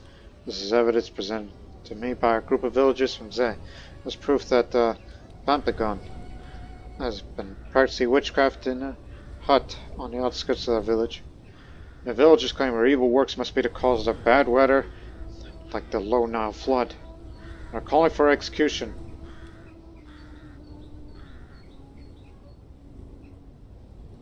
I don't want to make those peasants mad. So I'll say she must burn for her crimes against God. For we know it is God who controls the flood of the Nile, one must think. Maybe we haven't pleased him lately. But others say she's to blame. And witchcraft is a crime in our faith. We did so. Skillful management ensured currency stability, fostering trust among the merchants, and facilitating smooth economic transactions within the realm. Gain 10 gold, which is enough that we can afford farms and fields. Still, it will take quite a bit of time in 6 years.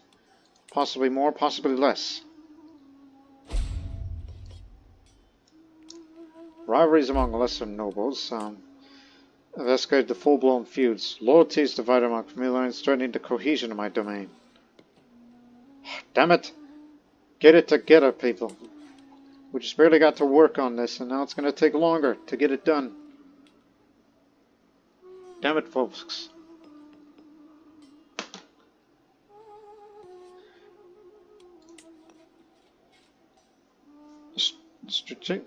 Stringent financial practices within your house has thwarted any potential for scandal. The people trust your house's financial integrity, ensuring your continued prosperity. Thanks. After lots of hard work, nothing. It is impossible to learn the Greek language. No matter how hard I try, I speak like a barely weaned baby, and write like an unlettered blind serf who's missing most of their fingers. This was a waste of time. No, let's start over.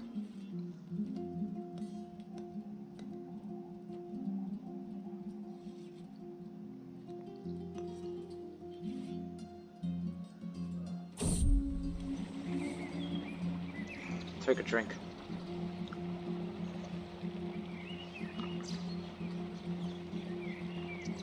I am asleep and wandering the void before my mind is pulled into a dream. Deep in my subconsciousness, I know this is a vision of the future. Though my consciousness doesn't register it as such, there's a fork at the road. At least, I think it is a road. I think it is a fork at a road that goes in 2 directions. Left or right. Take your pick.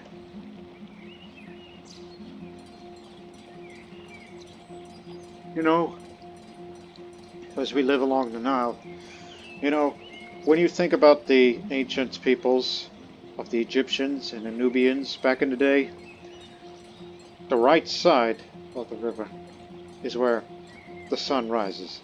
The left side is where, you know, the sun sets. The right side is the land of the living.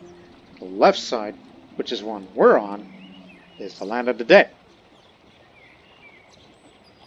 When you think about it back then, though not superstitious, and we're kind of almost far removed from that stuff, as people who still believe in the old gods are still way over there. So I'll say, go right. Because I see nothing but fire and brimstone. Gone is all hope. Gone is the future of my dynasty and my realm. All has been destroyed by our enemies and the wills of the heavens. This is our fate. It can't be. I just dreamt of a cursed future for the next 3 years. Yoip. slightly damaging to the prestige and piety gain, but still, it's just... I picked the wrong path.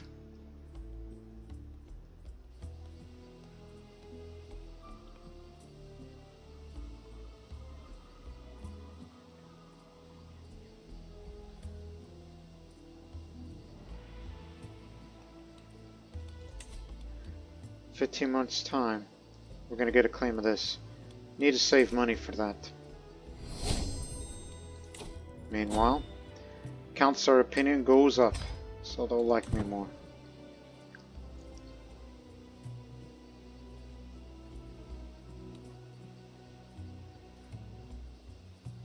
Thanks to the inner circle.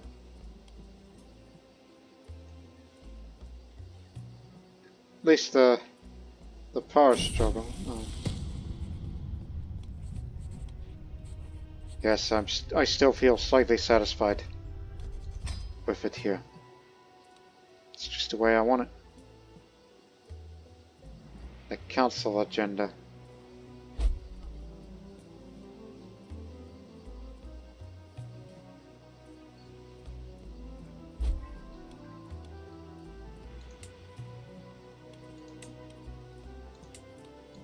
It's all Coptic purely now. Meanwhile, in a bid to nurture future commanders, I allocated substantial rights to establish exclusive military schools for the training of knights. This has drew criticism of neglecting educational needs in other sectors of society.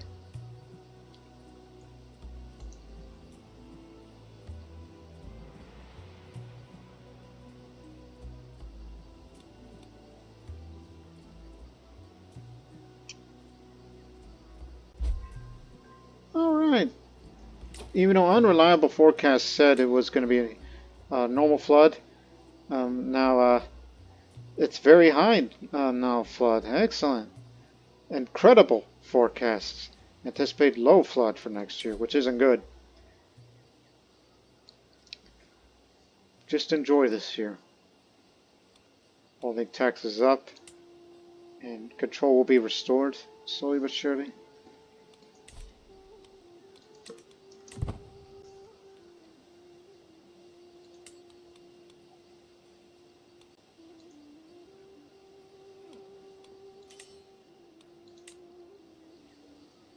Obviously, they know me for my peaceful reputation. Not much of a dreadful person. Leech. Rumors circulate about a noble employing shadowy informers to spy on the populace. People demand an end to invasive surveillance, fear an erosion of their community. Damn it! Not again.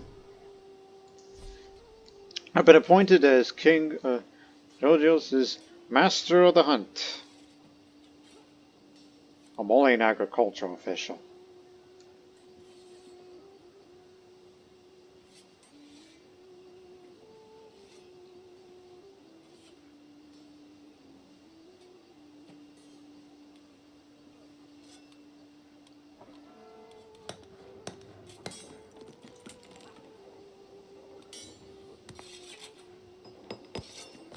You can build these two fortifications. No one can take Dongala.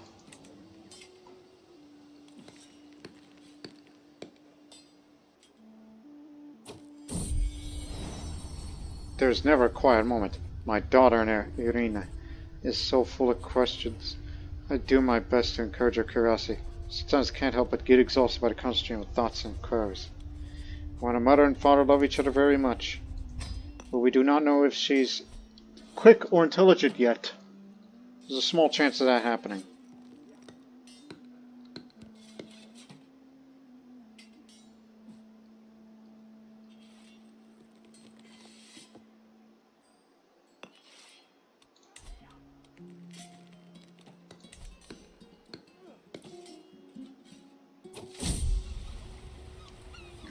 Hrad has vowed to never cut his hair until he's become the ruler of Norway. With such an outrageously ambitious vow, he states the challenge ahead of him. His hair is bound to reach the ground. Historic Invasions is back on for this series. Another thing I'm using.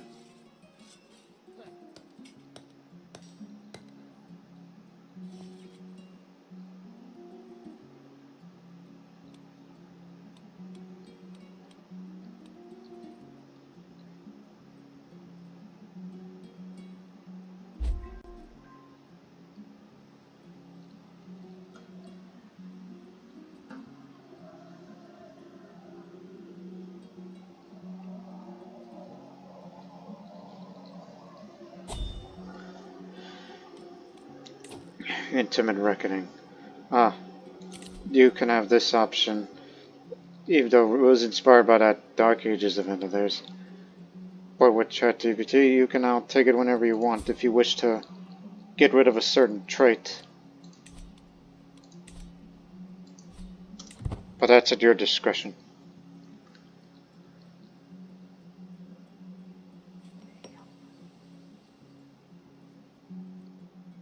I'm likely going to go into depth once I make the claim.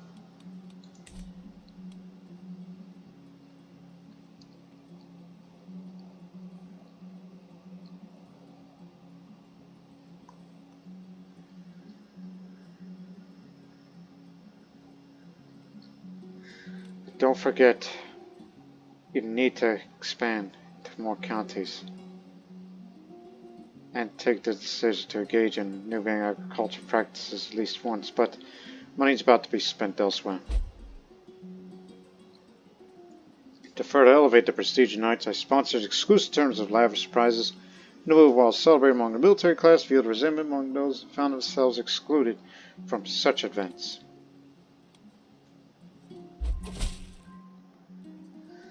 To the benevolent Merki, I have brought through documents in both ancient and of less than provenance.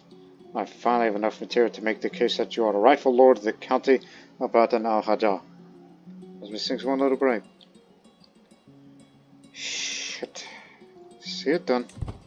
Gonna be in depth for a little bit. If we can get lucky on a few little mini events to get more gold.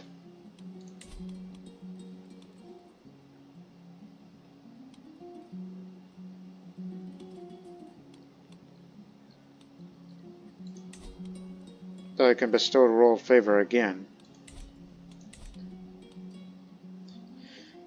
We got the knights up to what we desire.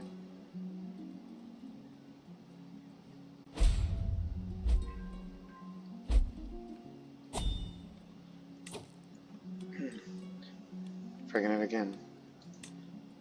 Low Nile flood. Unreliable forecast. Still think it's going to remain low.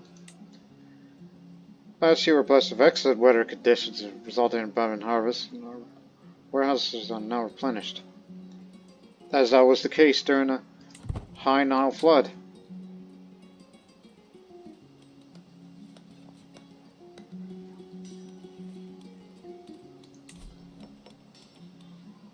Personal agenda.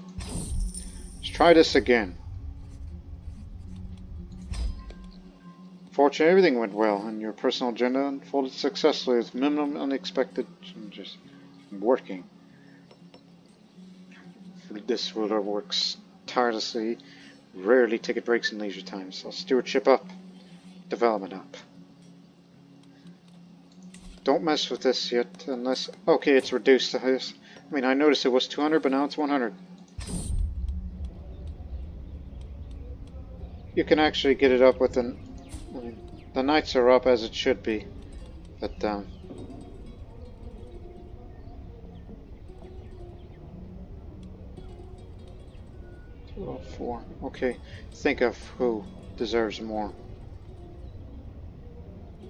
65, 66, 66, 61.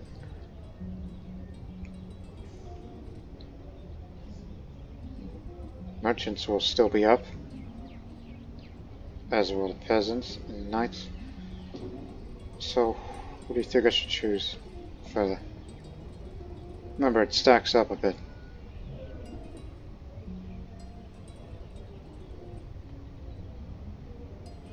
Go for dynasty. Increase the social prestige of my little dynasty. I'll manage to cultivate my royal bloodline, ensuring its prosperity and legacy. Over the last months, I noticed my steward's been lobbying the whole council for a tentative plan that's been developing to improve my domain. That includes areas where every one of my councils will have a say. Now that the plan's been presented, I find it to include a host of factors and variables that together provide a sound foundation to help immensely in the development of my domain. In the knowledge that all the council is eager to implement the plan, but I will carry a price tag. I must decide what to do. Well, here's the problem. We can't afford it, so I'm gonna get stressed for being a diligent and managed to administrate with us. So nobody is gonna be happy about this. So I refuse the whole idea simply because we can't afford it.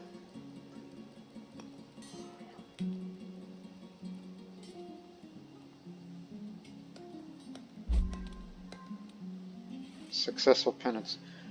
Last year, the clergy required me to undertake a penance. Thankfully, I possessed the necessary resources, health, and discipline to fulfill the demands of sincerity. For a year, learning up, piety up, general opinion.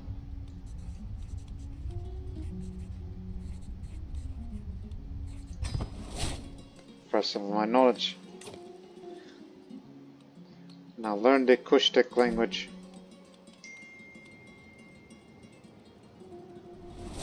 A claimant war. Attacked for Baklan. He wants the whole damn thing. And he's also intervening in another person's war. Well, in the meantime, I'd like to learn your language. In case if I were to travel over to your lands to visit landmarks and such.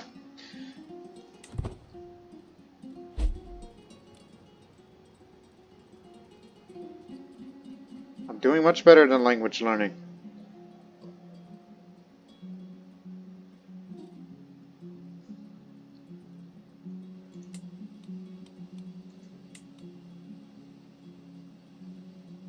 Five years.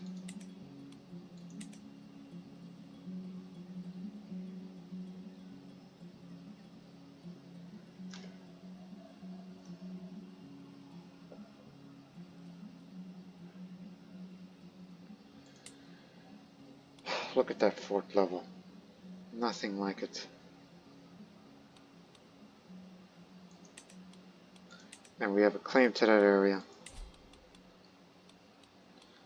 Sometimes wish I would just love to go petition to the king, but the king is traveling to a grand tournament. That's what he's doing. Okay, let's do this one chain event and then we'll end the episode as we're going along here, as this is the premiere episode.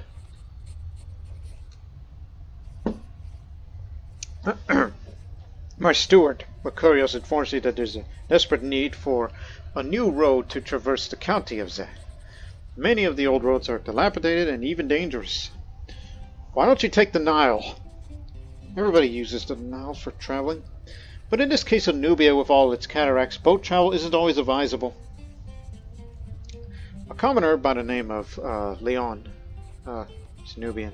Remember, some of them have Greek names. So he's been put forward as the natural leader of the construction effort.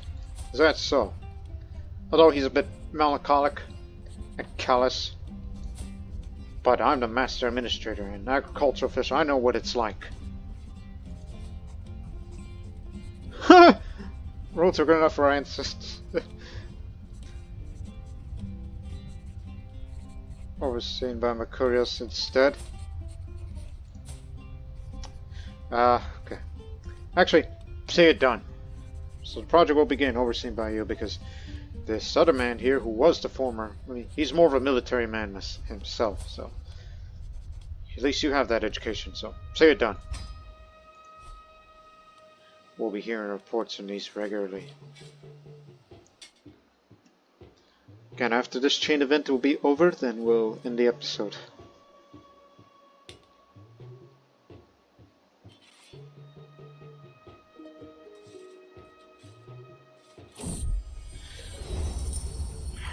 Distant faith.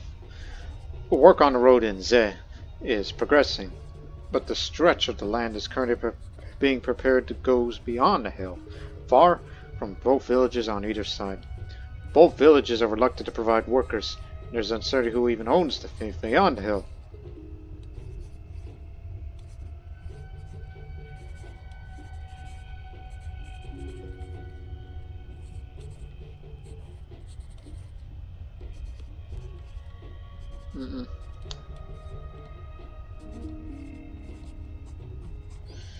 I will pay for the work there myself, but I'll be spending negative money.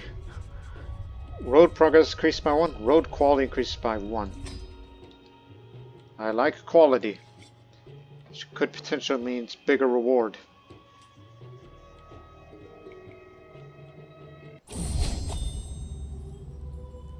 When the midwife finally exits the birth chamber, softly crying, bundle in arms, relief washes over me. Then I see a look on her face.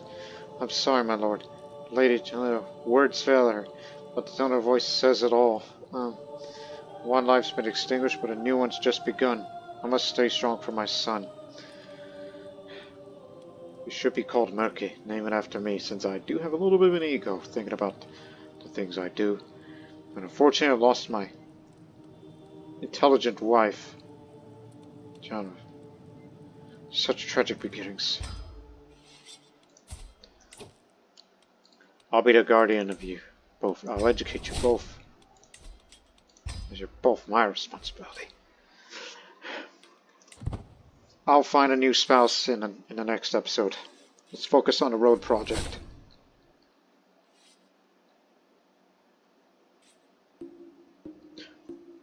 No. I don't have the money to even call to find a wet nurse. Even before it is complete, merchants have begun traveling along the new road, and law suggests that those who use the road should contribute to its construction. Oh yes. But control reduce, me going against being diligent.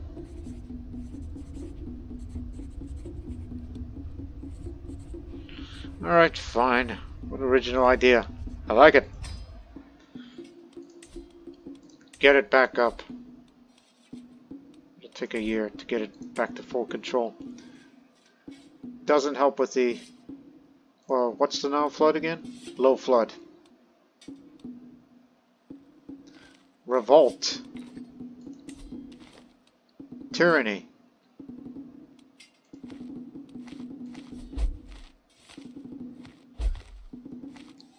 Ending the bestow favor schemes. You're no longer scheming in favor of the knights and warlords. Since you started this campaign, their social standing has greatly improved in the realm, resulting in some degree of discontent for unfavored social strata. But now these days, to bolster my family's reputation, I directed philanthropic efforts exclusively towards causes favored by my dynasty. The move, however, drew criticism from charitable organizations and commoners who felt neglected in distribution of aid.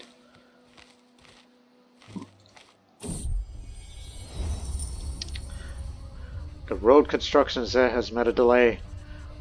Leon reports that the workers have been corralled by the would-be innkeeper. To soothe their souls and that of the other travelers, they are building a roadside tavern.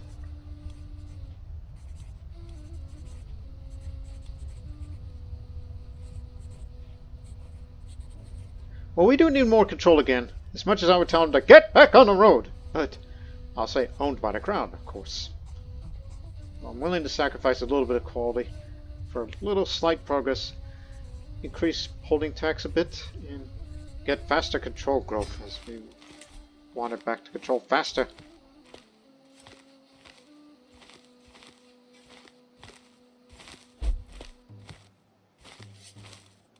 He's back from his tournament. I could go pay homage to him, as well as petition if you can afford it.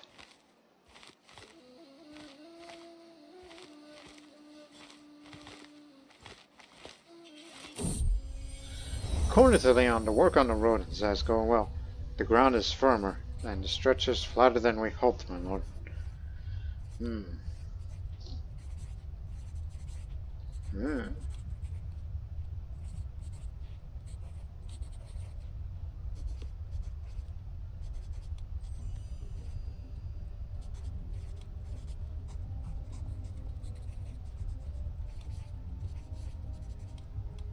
A perfect opportunity to cut costs.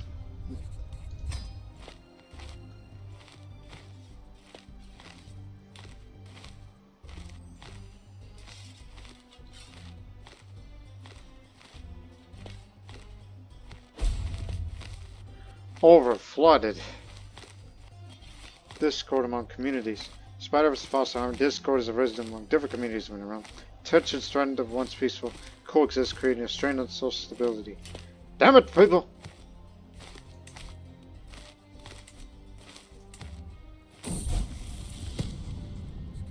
I'm all about moral decency, as I'm a chaste man.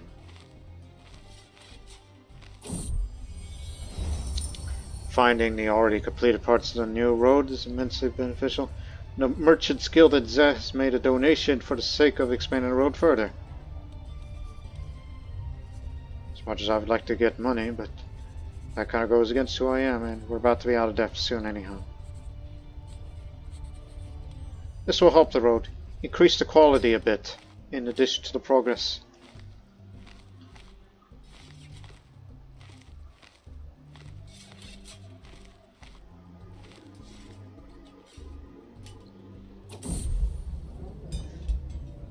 Riding through the streets as having dealt with some trivial errand in the town, my entourage and I hear a loud crash. A little investigation shows it was some boy or other throwing a clay pot from their window, uncaring if it might hit someone below. Callous, yes, but what can you expect? At any rate, it's something hard, something worth much further thought. These peons, that could have hurt someone.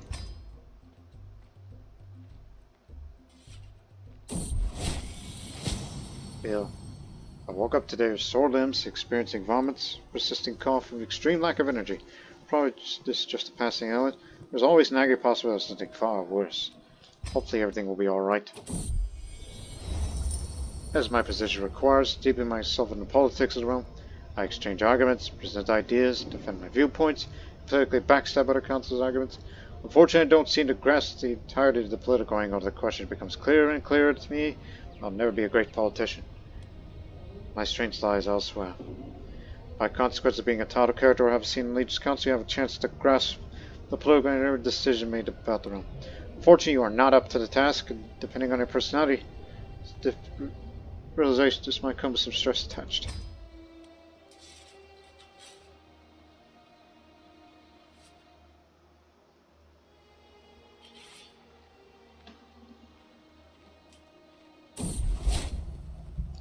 Fortunately, the illness affected me disappeared progressively over the last few days. With a sigh of relief, I returned to my normal life and duties. Great news.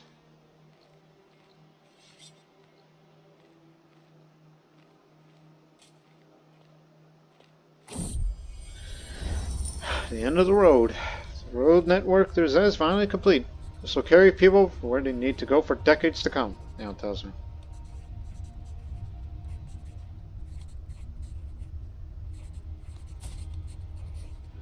You know, I kind of like having you here. You're better than my current steward. So I'll say, Leon, I have more work for you. And we'll have an improved road network for the next 30 years. Basically the rest of my reign. If I'm not careful.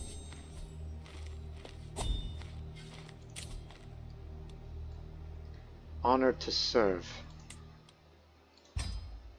And then, in the next episode, I'll be becoming an administrator. I should probably switch to wandering, since I did say I kind of feel like traveling. Hence the reason why I'm learning all these languages. So, and with that, ladies and gentlemen, I think we'll close that episode here. So let's stop at May the 1st. Okay. So, the next episode, back to full control. The construction of crop fields are still ongoing, even though it's hit a few, obstacles to get there. I am out of debt. My unruly neighbor up north is doing things, and I gotta find a new spouse, as unfortunately I've lost a good one. And appoint a new steward.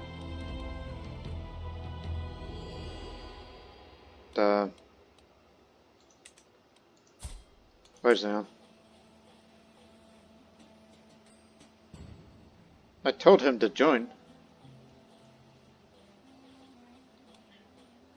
He either disappeared or he died. Okay, just before we get out of here, find a guy. Go to, all Nubian culture. He's the one with the high stewardship. Where is he? Ah, there you are. I mean, he's right here.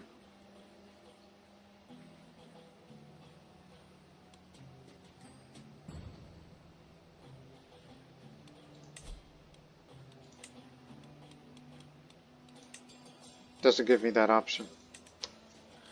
Well, I guess I could probably give you another task that you might be good for.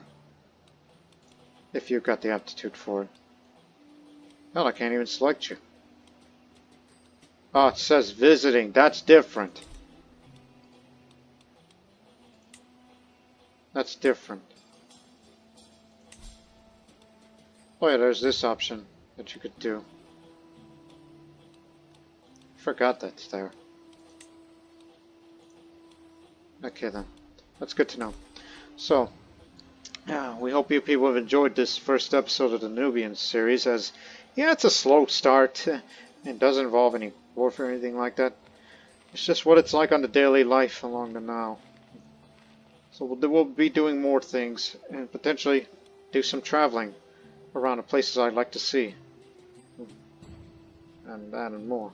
So, and also we might see a possible formation of the Nubian Kingdom that's ran by Mondulists. So, see you next episode. Until then, so long for now.